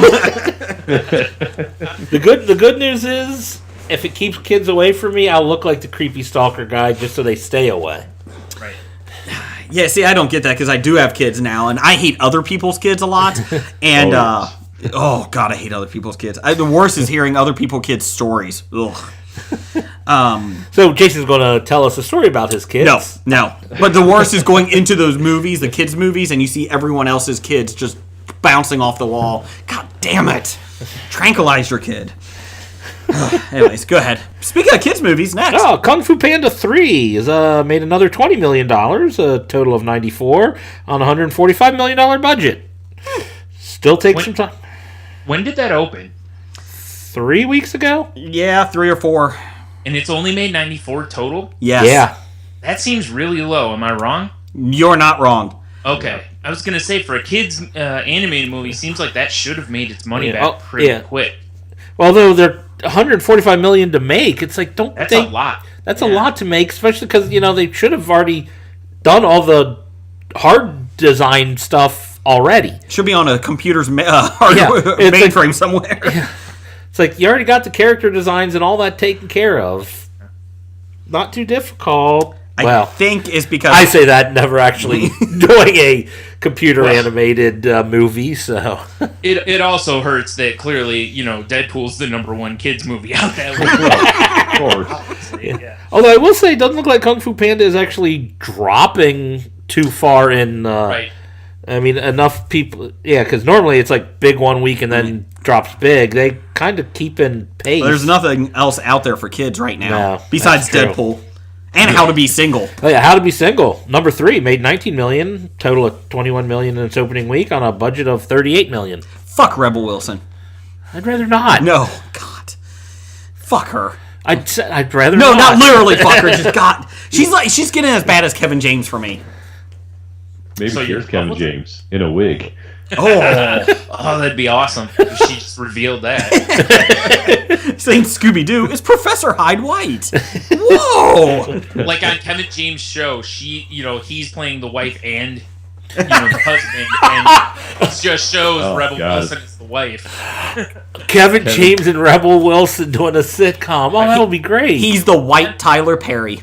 they play two of the kids, and then there's just one other kid that's like a baby or 2-year-old that they don't play. Asian. Right. Yeah, it's an adopted baby, right. Yeah, Better exactly. yet, adopted an baby. unexplained kid. That will be gone after season 2. It's like Family Matters all over again. Yeah, we won't even explain why they're not there. We only had 2 kids the whole time. Didn't you lose like 6 characters in this show? Don't worry about it. Urkel's on. Oh, good. Perfect. Matter of fact, can we get rid of everyone but Urkel and Carl? Will that Carl! work? Carl! I would pay to see Winslow have his eye shot out. How much? I got a... You guys probably shouldn't be negotiating that. Sorry. Recording. I got a Youngblood number 1 Perfect. I'm in. Here we go. on a very special episode of Family Matters. Carl gets shot. You don't see that one. Neither did he. But bump. We up you Saved by the Bell with your caffeine pills. We get shot. Caffeine pills. Well, so excited. Saved by the Bell was on in the morning. They can't have someone getting shot, They had Like, fucking caffeine pills. Yeah. She was just on crank. Jesse, these are caffeine pills. These are dangerous. Right. Yeah, they're not even caffeine pills. They're just in the caffeine pill bottle. Right? Yeah, she's like, I haven't been on caffeine pills in like 3 months. They're Flintstones chewables. I can't stop. I do recommend not chewing a whole bottle of Flintstones chewables one night after drinking. I did that one time at a bar. Your heart really palpitates a lot. It's not healthy. So there's your more you know, NBC. Thank you. Moving on. Number 4, Zoolander 2, $16 million, a total of $18 million, on a budget of $50 million. That didn't do well. Anybody have any desire to see Zoolander 2? I really enjoyed the first one, but I think the second one might be just a little too late.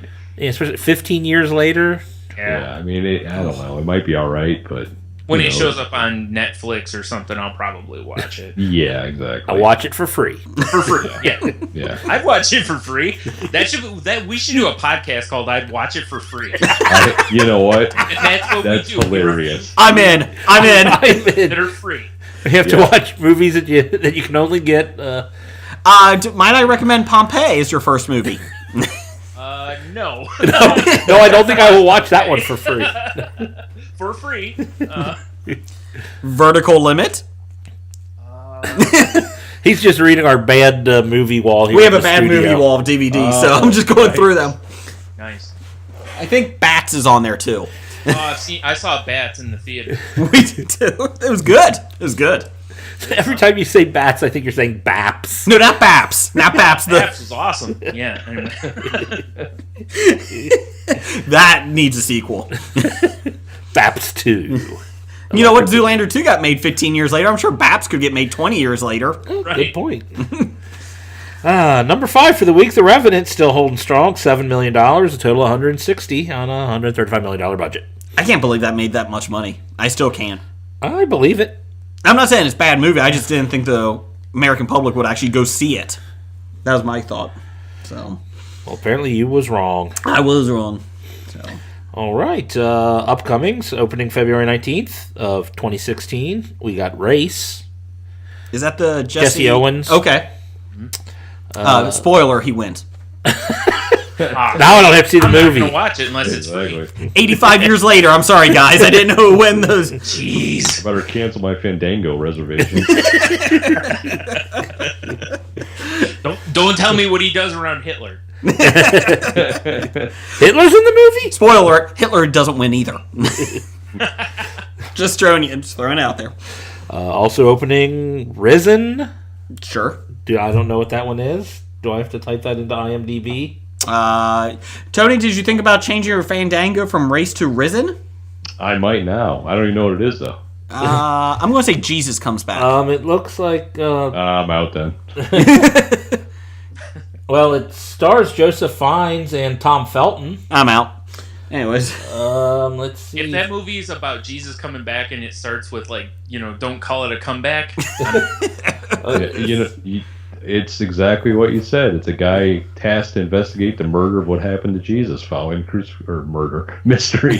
What happened to Jesus following the crucifixion. I think I would actually It was watch a that. murder. I mean, let's be honest, it was, but Well, Depends what side you're on, No, it Brian. was not murder. It was legally done. just saying. Now this is going to get political. So it's like CSI Bible. Okay. Yeah. The body's gone. What really happened? Wow, biblical CSI. I think you could do it. I think you could do it. George Eads is up for it. Okay. He's not doing anything else. God. Well, they already did it. That's Oh, Yeah. what is Risen? well, that's what it is. Oh, I thought he was bullshitting. Are you serious, No, Tony? that's what it is. Yeah, it's like the body's gone. What happened? Oh, It's but my the guy. curiosity. I kind of remember hearing this a couple Risen. months ago. Yeah, it's the guy tasked to find out what happened Thanks, because Brian.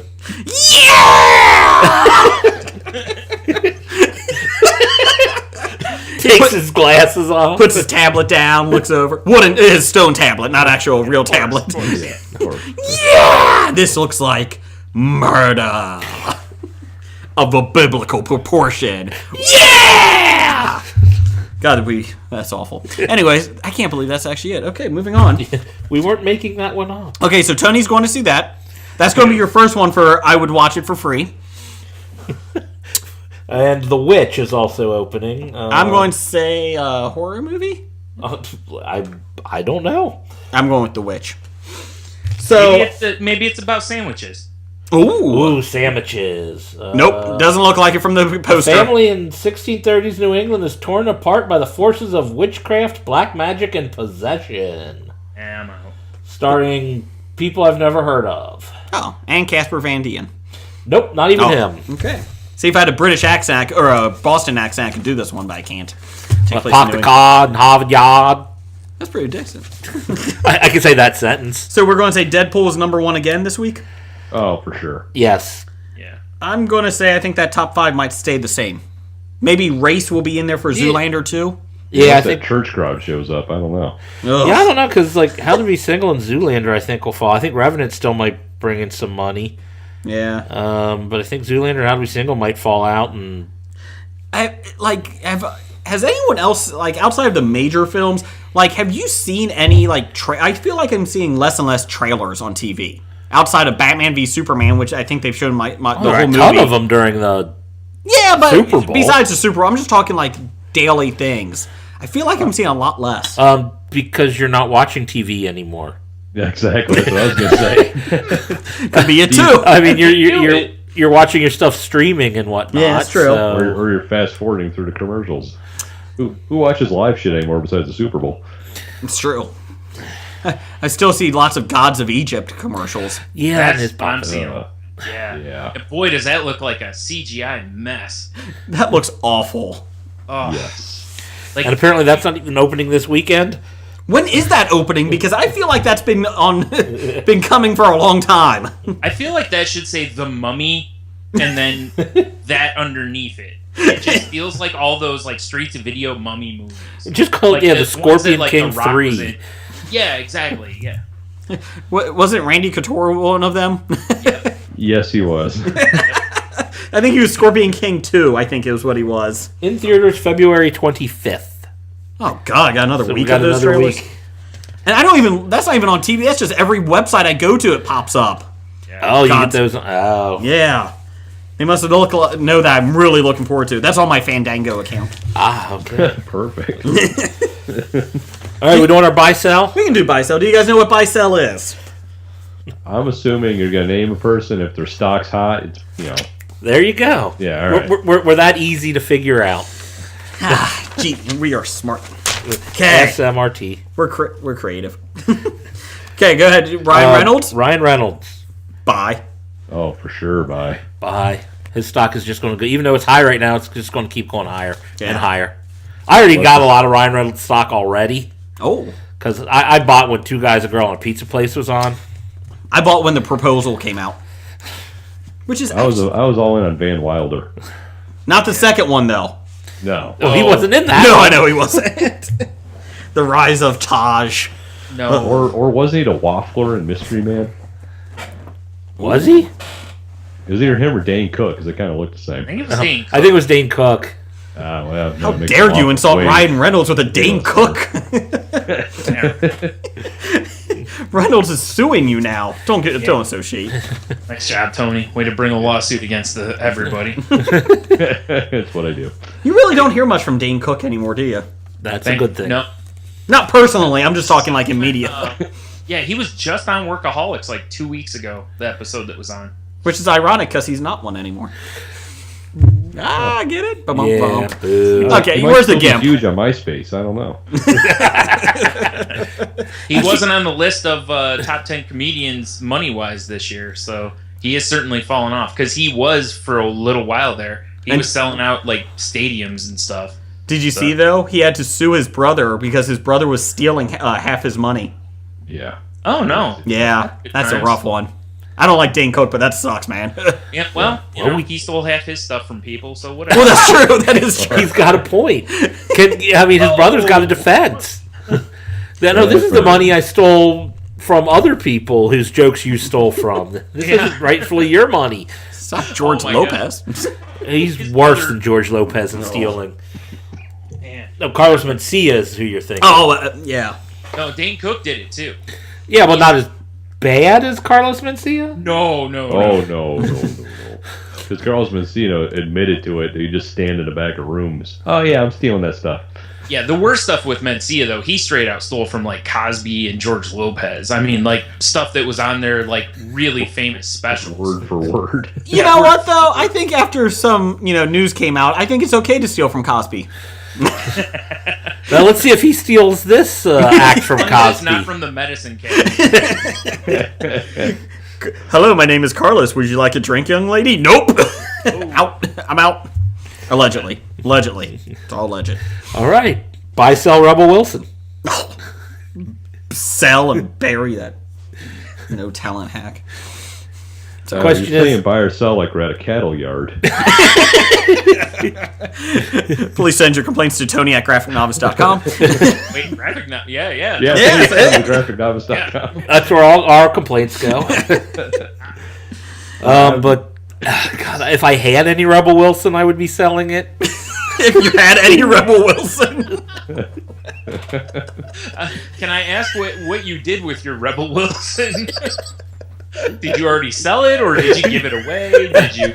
I mean, if I happen to acquire some from means other than I'm aware of, if I just happen to have some, I'd be getting rid of it. Okay. Like, were you trading handies for it or something? Hams. Ham. Wait, hold on. Hams as in, the kind you build igloos out of, like Nickel does, or... Or the delicious beverage. Right? Both. That's fair. No judgment. I'm just asking. Matter of fact, I think that was Rebel Wilson's diet. Hams and hams. Ham and hams. Yeah, ham and hams. I feel like I'm in a Dr. Seuss podcast. Hams and Sams. All right, buy or sell Ben Stiller. Sell. Fuck him. Well, I don't know. The numbers you just gave us, I think you gotta sell, right? Yeah. For sure. Well, the problem with Ben Stiller is he'll do something real bad and then do something good. So I think right now, if you figure Zoolander's a bad one, you buy now and then he'll do a movie that sells, even like Night at the Museum 5 or something, and then sell after that comes out because then he'll do a bad one. He's like every other. You trying to say Night at the Museum 5 is good? I'm saying it'll do money. Oh, okay. Oh, for sure. Yeah, I remember seeing Thomas Lennon talk about that. How even though he knows that, like, when him and Ben Grant write those, that it's basically just garbage. But they're like, it's like printing money. Yeah. And I was like, yeah, he's totally right. Every time they make one, it's like, here's 100 million, here's 100 million, like, no problem.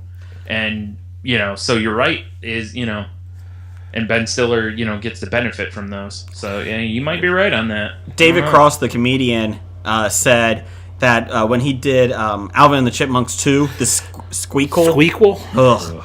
Good. He said the reason he did it is because his wife wanted an addition to their house. And he's like, it's still, I don't even know if it was worth it. So he didn't show up in the road chip then? I don't know. I have never seen. I'm proud to say that we have avoided any of those cartoon or any of those crap films for my kids. Just hearing the names of those, I'm looking around my desk for a knife to just jam right up underneath my ribcage and pull to the left. It is the honorable way to go. Yeah, I need someone to cut my head off afterwards, so my family. So are we all selling Ben Stiller? Well, Brian was asking about he needed someone to cut off his head, I think, and that's where we lost him. So. Seems rude. Did we lose Brian? Are you there, Brian? I got cut off. Oh, he said the word cut off, and Skype said, that's it. We're done. Actually, I Skype. gotta say, I have a hard time making a decision on Ben Stiller because Tropic Thunder just is so dear to my heart. He has one. And the Ben Stiller show. I mean, See, he's got potential to do something else that's good. He has not fallen into the Adam Sandler of laziness, at least. That is true. true. Yeah. Way to be there, Ben. You're not Adam Sandler. I think it's a push for me. Okay. Jeff, you selling or buying? I was buying. Okay. I'm selling. I'm out. And I think, people are looking at Zoolander and other people are selling and his price is dropping. So I think I'm going to get in and hopefully wait till he puts out something good. Or he's the next superhero Marvel film. Oh, yeah. Or he pops up in a Marvel film. There you go. King Shark. Nice. Perfect. Speaking of comic books, what's our top 5 this week? Oh, yeah. Time for top 5. Due to Deadpool's success, the top 5 niche comic book characters that should be in their own films. And I don't know if you guys know this. We're not like Dark Angels and Pretty Feet. If you do take one of ours out, we're out. We can't, We yell at you. Yeah, we yell at you. So we start from 5 down. Do you guys make lists? Yes. Okay. So, Tony, Brian, one of you guys want to go first? Start with number 5, and then everybody does their number 5. I guess I'll step up to the plate here. My number 5 is Zatanna. Oh, I didn't even think of that. Because who doesn't want to see a hot woman in a tuxedo shirt with no pants on? Rebel Wilson does it every day. He's prefaced it with hot woman. That's right, Heave. She might have pants on. She just doesn't know it. She can't tell. With all those hams. Exactly. Are you talking she's disoriented from the beer or from eating all the ham now? Both. Yes. Right. Yes. The meat sweats back along up. with the... Right, she's drunk from eating all the ham. Gotcha. All right. Zatanna would be interesting. I could see DC doing that just because if Doctor Strange hits. Yeah, because maybe, she's right. supposed to be like a trickster, magician, whatever. Like, yeah, I think it could be interesting. I thought they alluded to her on Arrow. Was it on Arrow? Like a couple seasons ago? I thought they mentioned something. But I can't... I could be wrong, but... Chris, doesn't mean they're doing anything with it, but... Brian, who's your number 5? My number 5, I have to give... It's 2 in 1. So Okay. I'm cheating, but I don't care. So you hobied it. Okay. Yeah, it's Hitman, but it's more so Dog Welder. I don't know if you guys remember, there was a book out in the 90s called Hitman that was written by Garth Ennis. I do not remember that. Anyway, it was a guy who used to hunt superheroes. And Interesting. there was a character in the book called Dog Welder who was brought back recently in a book called... what was it called? All-Star Section 8, I believe it was called. Yeah. And he literally welded dogs to people. And he was a villain. Yeah. And it's just a ridiculous character. The book was over the top and ridiculous. And it had, if you like Garth Ennis' writing, you'll love the book. If you don't, it's probably not for you because it was, pretty dark and such. But, I was a huge fan of the Hitman series. So I find it hard to believe that Garth Ennis would write something over the top. Preacher was very well grounded. Yeah, I know, right?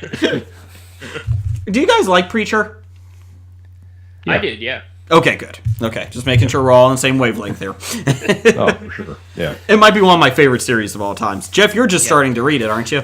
Yeah, I'm like through the first book. Oh, well, good for you. Yeah. I let him borrow these like a year ago. No, you didn't let me borrow. You gave it to me and said you have to read this. Well, I threw them at you and said you need to read these now. Now I will read at my own pace. Did you like the first one? It was okay. Okay. I mean, I'm hoping it gets better. Please tell me it gets better. Yeah, just okay through the first one, huh? Yeah. Because of that, I'm going next on the top 5. Fuck you. That's fine. This one could be cheesy, and I have no idea why I have a soft spot for this character. And I don't know if anybody remembers her from the 2000s. I think it was Manhunter, the DA. That's also a vigilante at night. Does anybody remember her? No. That is not ringing a bell. Okay, good. I think she had about 20 issues in the 2000s. They brought her back a couple years ago before they rebooted DC, and she was in the back of the DC or of the Batman comic books. And she was a DA that fights, and she has this long like electric stick. And her arch nemesis, if you could have one through 15 or 20 issues, was Shadow Thief. There you go. Well, I'm glad that's a good call. No one was stealing that from you. These guys used to own a comic book store and they didn't even know it. This is not a good sign. That was probably during the time. Actually, around that time, I wasn't reading anything. It was. So it's not a cutting edge, great series, but for some reason, I really loved it. I don't know why. Now, if I went back and read them now, I don't think I would love it as much. Probably not. Go ahead, Jeff. Right. All right. Well, my number 5, I'm going with everybody's favorite mutant, Cable. Dazzler. Oh, They need to make a Dazzler movie and show that the character could actually be good. no, she can't. She can. I swear. No. They could make a good Dazzler movie. It's got to be a good one. Fabulous movie, that's for sure.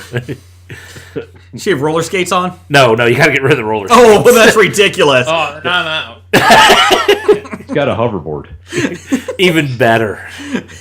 Let's keep it grounded. Her name's Dazzler. She's Disco Queen. But let's take away the roller skates because that's So ridiculous. you haven't read anything from Dazzler since 1977, though, Nope. have you? Nope. Okay. And I feel pretty good about basing my whole opinion on that. Okay. I try to do, as you know, my opinion on as limited information as possible.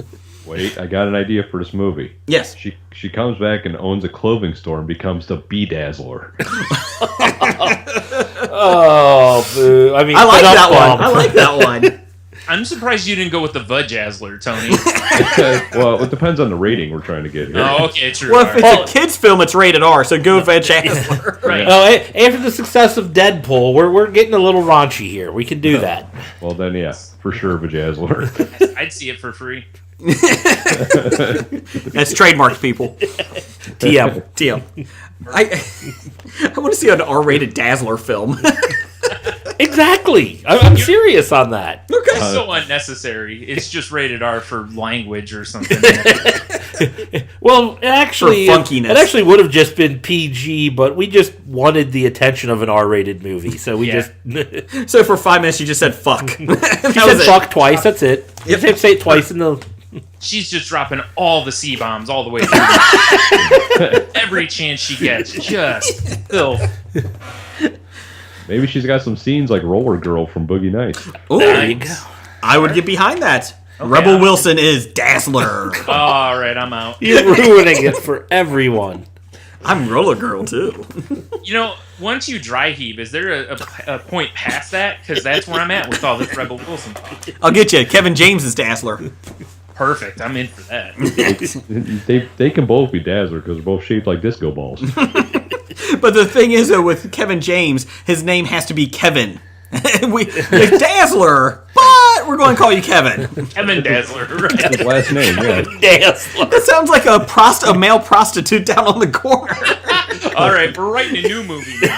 Yeah, for See, sure. this is what Tony and I do. This is our specialty now. Yeah. This is how we write all of our Marvel movies in our on our show. That's right. His Yeah. blue collar name patch just says Dazzler on it. Right? It's kind of a cross between Flashdance and moving. with Kevin James. Yeah. Naturally.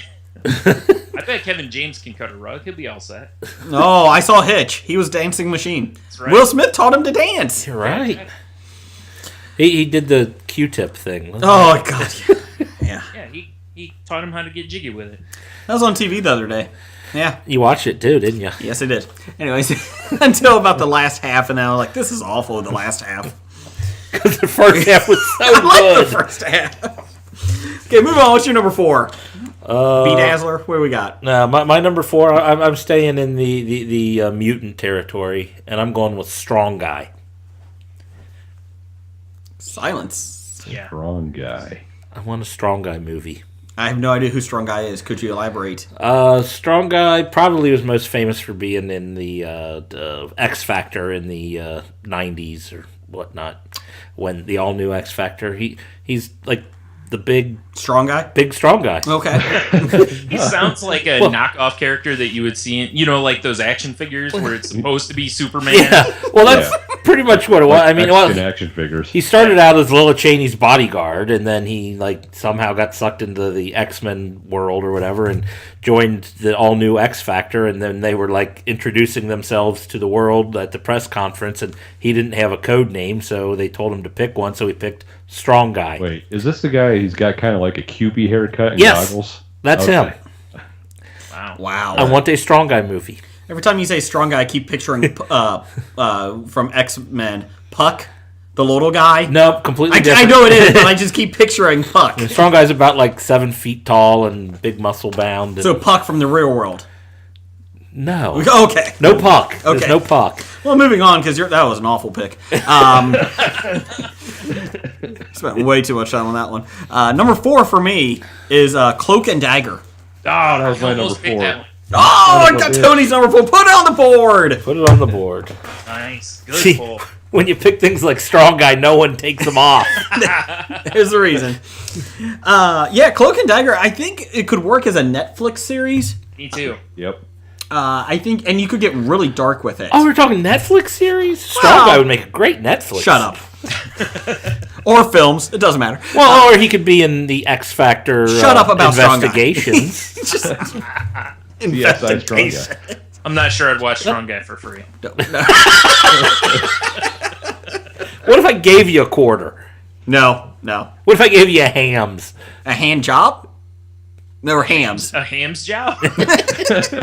He just rubs hams all over it. Now, again, are we talking the kind of... No, anyway. A little from column A, a little from column B.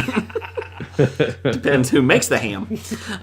No, I think Cloak and Dagger could be very cool with it. Didn't they even do I think they did a child prostitute ring or something like that in one of their comics. It got dark. Probably. And I think that you could do it. I would be intrigued to see how they... So Cloak and Dagger like the Fred Savage movie? Okay, moving on. Tony, your number 4 was Cloak and Dagger? It sure was. Brian, what's your number 4? My number 4 is Santa Killers from Preacher. Oh, yeah. Because I think you could tell a little of his, basically do a little of it, much like the miniseries. Do a little of his backstory and then have, his story through maybe a little of his throughout Preacher series and wrap it up either in a Netflix style series or a movie. However, and I think it would be pretty awesome and cool Western style and such. Do you guys feel?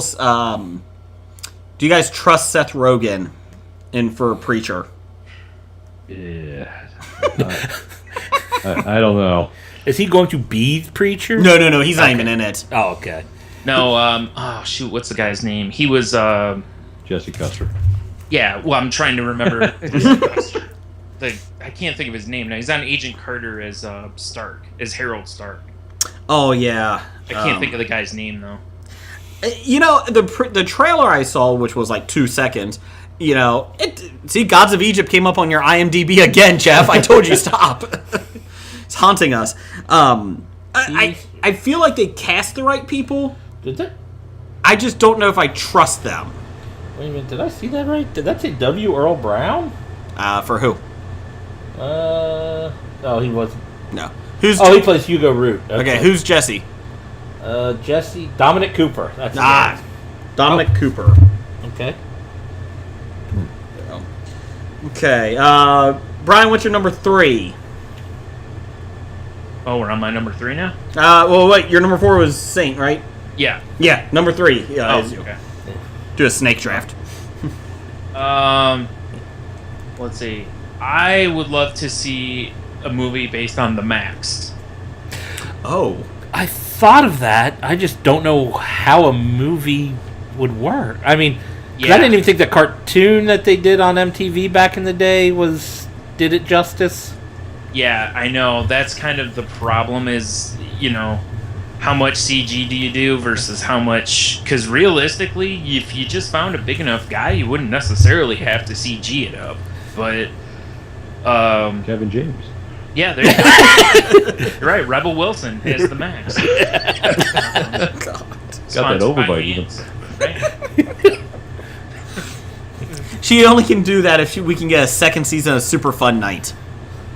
Anyone? It was on ABC. Oh, I remember it. Nobody else remembers it, trust me. Sounds horrible. It was. Was it also sponsored by Hams? Yes. It was right on after Kevin and right before Dr. Ken. That's a wonderful night. You got that knife that you're killing yourself with? Let me have that. Yeah, instead of TGI Friday, it's going to be Ice Pick to the Ear Day. Friday. Presented by Hams. Well, of course. Tony, who's your number 3? Bloodshot. Oh, I like that one. That's a good pick, Tony. I didn't even Can't think of believe I that didn't one. think of that one. Right? Especially if I haven't read, I'm not current on it, but the current run of it, I really enjoy it. I think that'd be a good, once again, Netflix series or long drawn out movie. Who makes it? Valiant. Okay. Yeah. I kept thinking Image. I knew that was wrong. Right. Okay. A specific person you would want to play him? Oh, jeez. I have no idea. I didn't even think of that. Put you on the spot for that one. Kevin Yeah. James. Kevin James. Yeah, no, that won't work. If the audience doesn't know, Kevin James and Rebel Wilson actually paid us to be advertised for their shows. Probably Vin Diesel. Ben Stiller. Vin Diesel will do a good Bloodshot. You just brought up an image here on the computer, Jeff, and Yeah. I don't know. That's a tough one. I don't know who you could get to play him, but I like that. Ron Perlman. Let's see. My number 3 is my favorite. I don't know if you can say it's niche. It's Batgirl, but hear me out. And Jeff knows how much I love this one. The Cassandra Cain one. Oh, right. Oh, I have that whole series, and I love that series. I don't know why. I love that version of the character. I think it was different than what Batman was doing at the time. Just a different take on it. And, she didn't even say a word, I think, through the first 7 issues or something, because she was, they thought mute and all that. And I would love to see that. I think you could do a really good job with that. Again, I don't know if that would be a film, because I think you need a long storyline in it. But I think it would be a good TV series for it. On cable, not on Fox with Gotham or anything. Well, obviously, because I think we're looking for the rated R-ish things. Here's my one problem I would have with this, and this isn't about your pick. I love it. It's the fact that if you put this on TV, what TV would do to it is they would put her with a sassy sidekick, so she doesn't talk. That's right. You have to have like a Chris Tucker, somebody that runs their mouth nonstop. Chris Tucker's sidekick. They would just make it insufferable. Well, they could do that, but I think he's executive producer on the new Rush Hour TV series.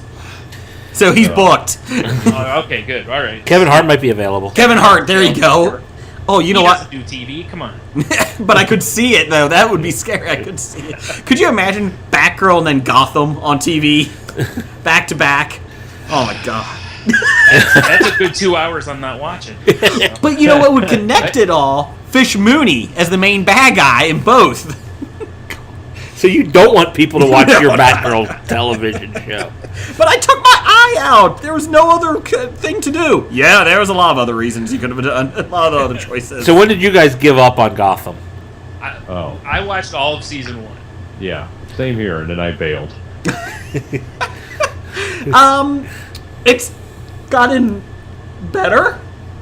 I don't know if that's really. We've given it the floppy for the last 2 years for best comic book TV show. Yes, because that was a little fixed. Because you fuckers wanted to vote for Flash. I voted for Jessica Jones. Don't let me. I wasn't finished with it, so I couldn't vote for it. Gotham killed me at the last scene when you guys probably dropped off. When Bruce Wayne found the Batcave. Really? We have to do that? I feel like if Bruce Wayne was dead in it, it would be a whole lot better series. Yeah.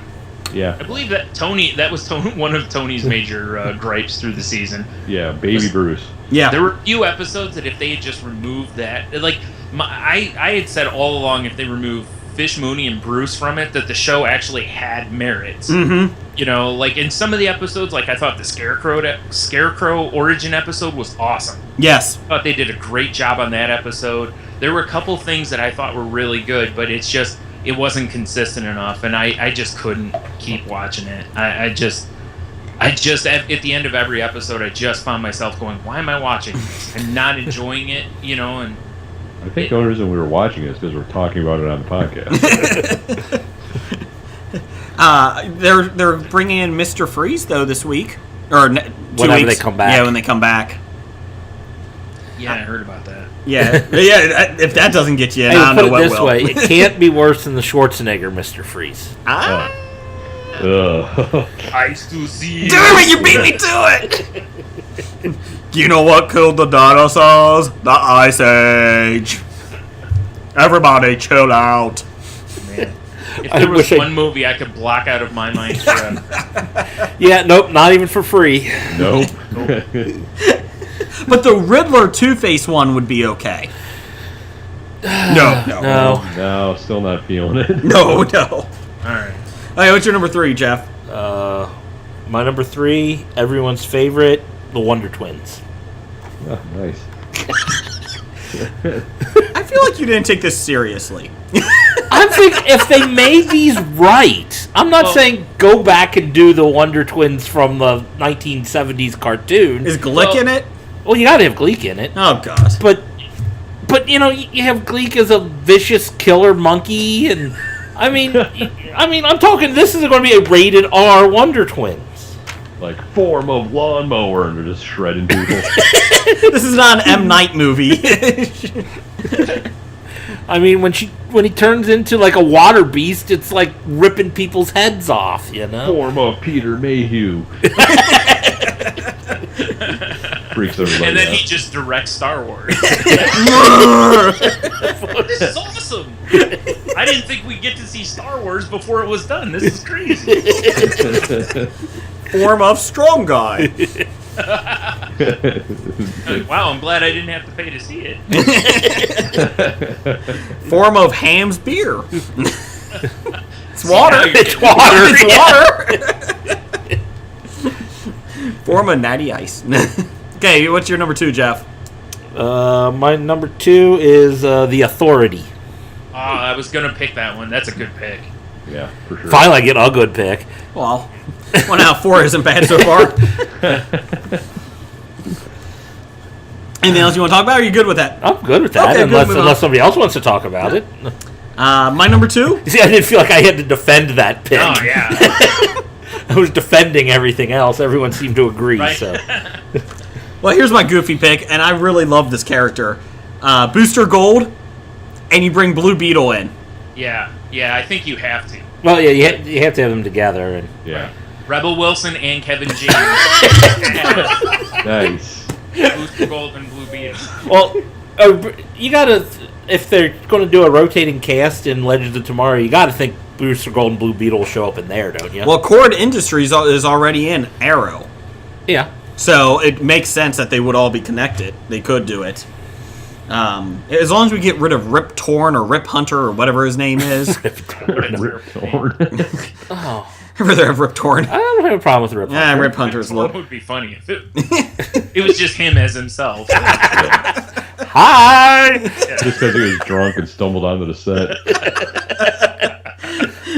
He's just doing Ham's commercials. I feel like Rip Hunter is just like chewing the scenery a lot. and I'm not a huge fan of that character in it. Everyone else I'm fine with. So there you go, Blue Beeter and Booster Gold with Alan Tudyk and Nathan Fillion. They said they would do it. That's right. They would do it. He did say that. I would see that. Yeah. Tell me what's your number 2. My number 2? This would have to be a Netflix series. And because I absolutely love the short-lived Superior Foes of Spider-Man. Ooh. When Boomerang, starts leading the Sinister Six, and it's just a ragtag. It's like bad Sinister Six. It's like the Wrecking Crew. Yeah, basically. It was a hilarious run of books, and I would love to see it as a series. Is that the one that Hydro Man is in it? I don't think Hydro Man's in it. He's too high class for that role. Yeah. Was it like the New Beetle, Shocker? God, Shocker. Oh, boy. What the fuck? Overdrive or something like that, and I don't remember. Who else that read it? God, it's fantastic. If you haven't read it, you need to read it because it's hilarious. Yeah, that's a good. I'll need to track that down because I don't know it. Who was the leader of it? I'm sorry. Who was the leader? Boomerang. Boomerang. Yeah. Okay. Okay. I'm just trying to think. They ended up in eventually in Thunderbolts. Because one of the Beatles anyway was in Thunderbolts originally, right?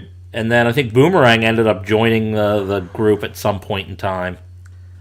It looks like Speed Demon. He was in Thunderbolts, I think. Overdrive. Boomerang. Try and get the other ones here. Yeah, that was the ones I could get here. The Living Brain. Shocker. Sorry, I was just going through some of those. They did not have a good membership quality there. That was the whole point of the book. Let's get our D-list villains and make them worse.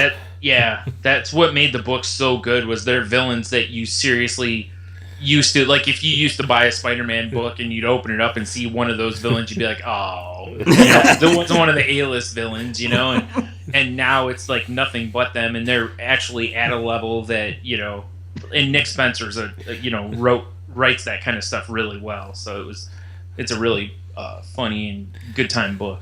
So it's a group that. It's a group that looked up to the Wrecking Crew, is what you're saying.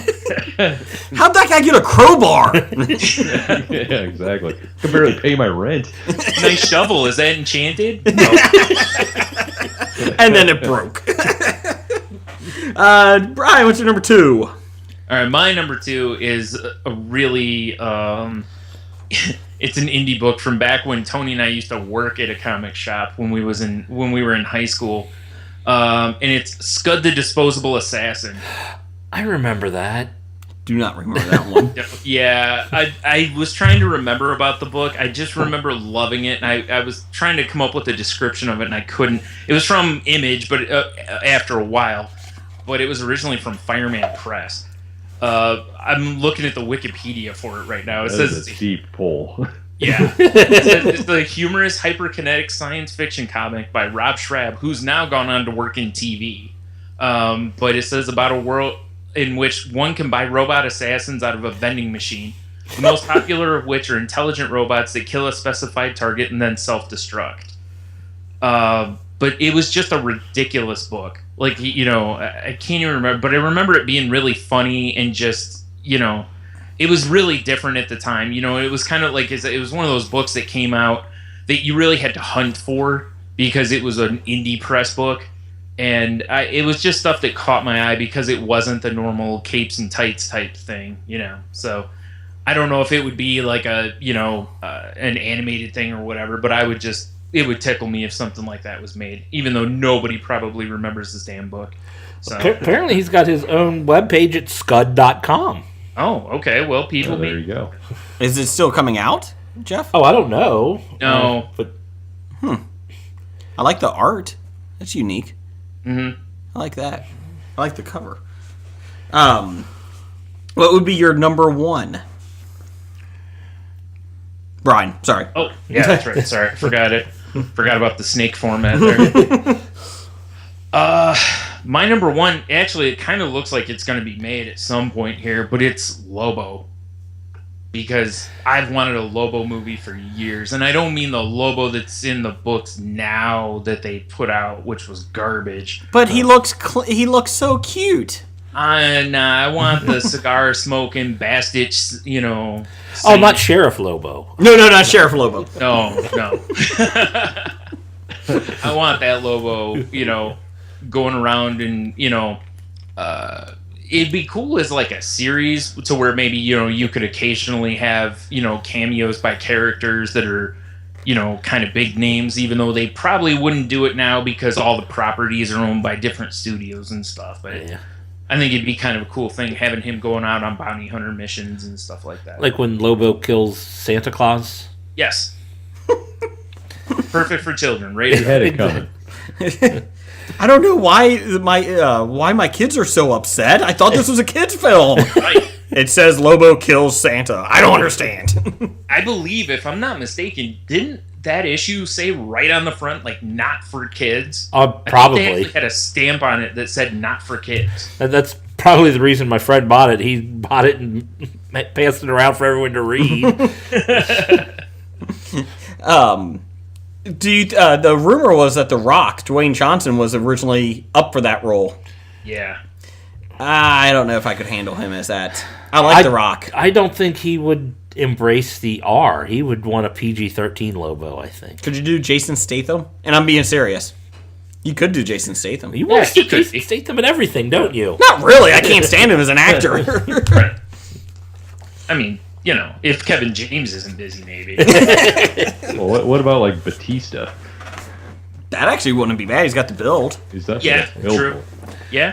Can he I was play wrong multiple comic book characters without getting confused? Well, at least it's a different, company. That's true. Yeah. Ryan Reynolds went through 6 different superheroes. I think Bautista can go through 2. Right. Well, 3. What's his face? That's Captain America. Yeah. Yeah. Chris, hey, those Fantastic Four movies by Tim Story were amazing. Oh, wait. Tell you what's your number 1. I'm going with The Darkness. I do not remember that. From it's spin off from Witchblade from Top Cow Comics in the late 90s, early 2000s. When was that, Brian? It was in the 90s for sure. It was Yeah. when it started. It actually was made for a long time. Yeah. It had I think there were 2 video games that came out. Yeah, I think it had some video games too. That was what was it? A hitman that got bestowed with these powers where he could make shit out of the darkness. It was an alright read, but I could see it being a better, probably maybe animated thing, in my opinion. Look at the Wikipedia and it looks first appearance Witchblade 10. The art in it is pretty impressive. I like that. Of course, I'm glad you said it was the comic, because if you put in The Darkness, it was a boy band from 2000. I was hoping they did not get a movie. Boy band. It looked like The it. Darkness. I believe in a thing called love. Oh, is that who? I believe in a thing called love. That's not a boy band. And you mock. Well, they Unless there's another Darkness. they were dressed like it. Although that Darkness is probably later than 2000. I don't know. I'm not going back to The Darkness. Okay. Never again. Right. My number 1, and I want this to be dark. It's not really, he's pretty popular amongst the comic book readers, but not for the general audience. Nightwing. I love Nightwing, one of my favorite characters, and I want a dark version of it in Bloodhaven. I 100% agree with you. I didn't put Nightwing on because I didn't know if you guys would be cool with Nightwing as far as being a niche type character. So I'm 100% in agreement with you, though. I don't think he's true niche, but I love him so much that I kind of broke my own rule. No, like I'm talking like I think Nightwing when he was in like what's the name of the city when he leaves Bloodhaven? Yeah. Yes. Like when he's over in that area doing his own thing, I think would be an awesome series. Yeah, it's definitely got to be his own thing and not related at all to Batman or... Yes. Correct. HBO would do a hell of a job in that.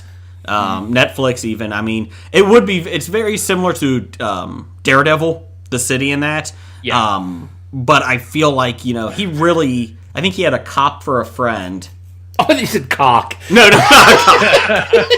Whose cock isn't a friend? That's every 13-year-old boy. He's out on patrol. He's just talking to himself. No, cop as a friend. COP. So no, I think he was pretty much all alone. He started up there, and I think eventually he went to Chicago, didn't he? Wait, was he friends with Kevin James' character in his new upcoming sitcom? That would be great. Yes. His best friend is Nightwing.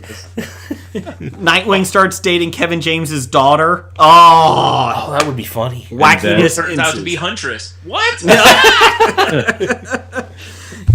And then Starfire. And these are the tougher challenges they must face at home. All right. When you mentioned, about Nightwing going to Chicago, I think he went to New York at some point or whatnot.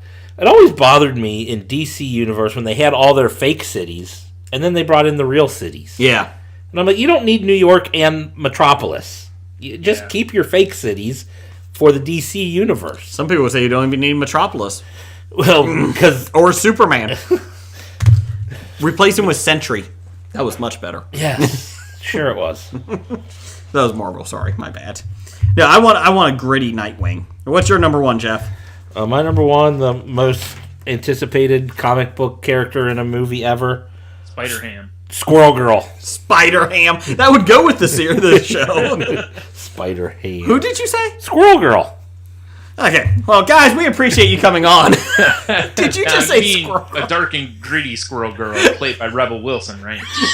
Well, not the Rebel Wilson, because I don't think she can get the tail and the teeth right. I've seen a lot of bad cosplay. I think she could. No, but we're talking about good cosplay Squirrel Girl. You gotta be careful of Squirrel Girl. Furry rabies. Furry rabies. Gotta be careful. Yeah, I'm not even going to answer that. What? Seriously, Squirrel Girl. It's my number one. Oh Squirrel my Girl. God. I want a Squirrel Girl movie. When she's nannying Luke Cage's kids, that would be fun. It's I like, could be, yeah. oh, it'd be like Mr. Nanny. You mean the Hulk Hogan movie? Yes. Hulk Hogan with a squirrel tail. Perfect. Yes. Yes. Have you seen Hulk Hogan lately? He gets around like Peter Mayhew. Yeah, that's true. Well, the squirrel tail looked more realistic than that weird curtain of hair coming down from his bandana. You got a point on that. Didn't you think at one point you would just shave that? Just shave it. Let the dream die. You'd think someone else would do it for you, like like his wife or his kids at some point would be like, Maybe that's why they got divorced. She tried to, and he wouldn't have it. What you guys don't know is that's where Hulkamania lies. Yeah. It's in the hair. Yeah, it's been running a while back. I actually think that's where Pasta Mania started running wild. It was right there. And Hogan, you can either have the George Foreman grill, we'll name it Hulk Hogan Grill, or Pasta Mania. Well, let me tell you something, brother. I love me some carbs. Give me the pasta. And then I'm going to marry somebody that looks just like my daughter. That's not creepy. Yeah, not weird at all, brother. No. Oh. I do have to throw in one Hobie and even one for my wife for this little top 5. Is she would like to see a feature starring Ampersand from Why the Last Man. Oh, the monkey? The monkey. I like it. Yeah, that's a good pull. I always feel like the monkey from Friends, the TV show, was Amsterdam. Marcel, yeah. Oh, yeah. Yeah. I hate that I know that. I didn't even know there was a monkey on the show. Yeah, there was. Yeah. Should have let a chimp on there. Some shit would have really gotten sideways. Like hands, feet, faces. I'm still waiting for them to do a Why the Last Man TV series. Oh, I wish. Oh. Yeah. we never even mentioned Why the Last Man. Nobody wants to see the only reason I didn't was because, theoretically it's been picked up and then not picked up. Yeah. Yeah. Sitting in limbo. So I left that one alone. It's like, there were a couple of them. And if Marvel hadn't already basically done Heroes for Hire, that would have been that would have probably been my top pick. Okay. Yeah.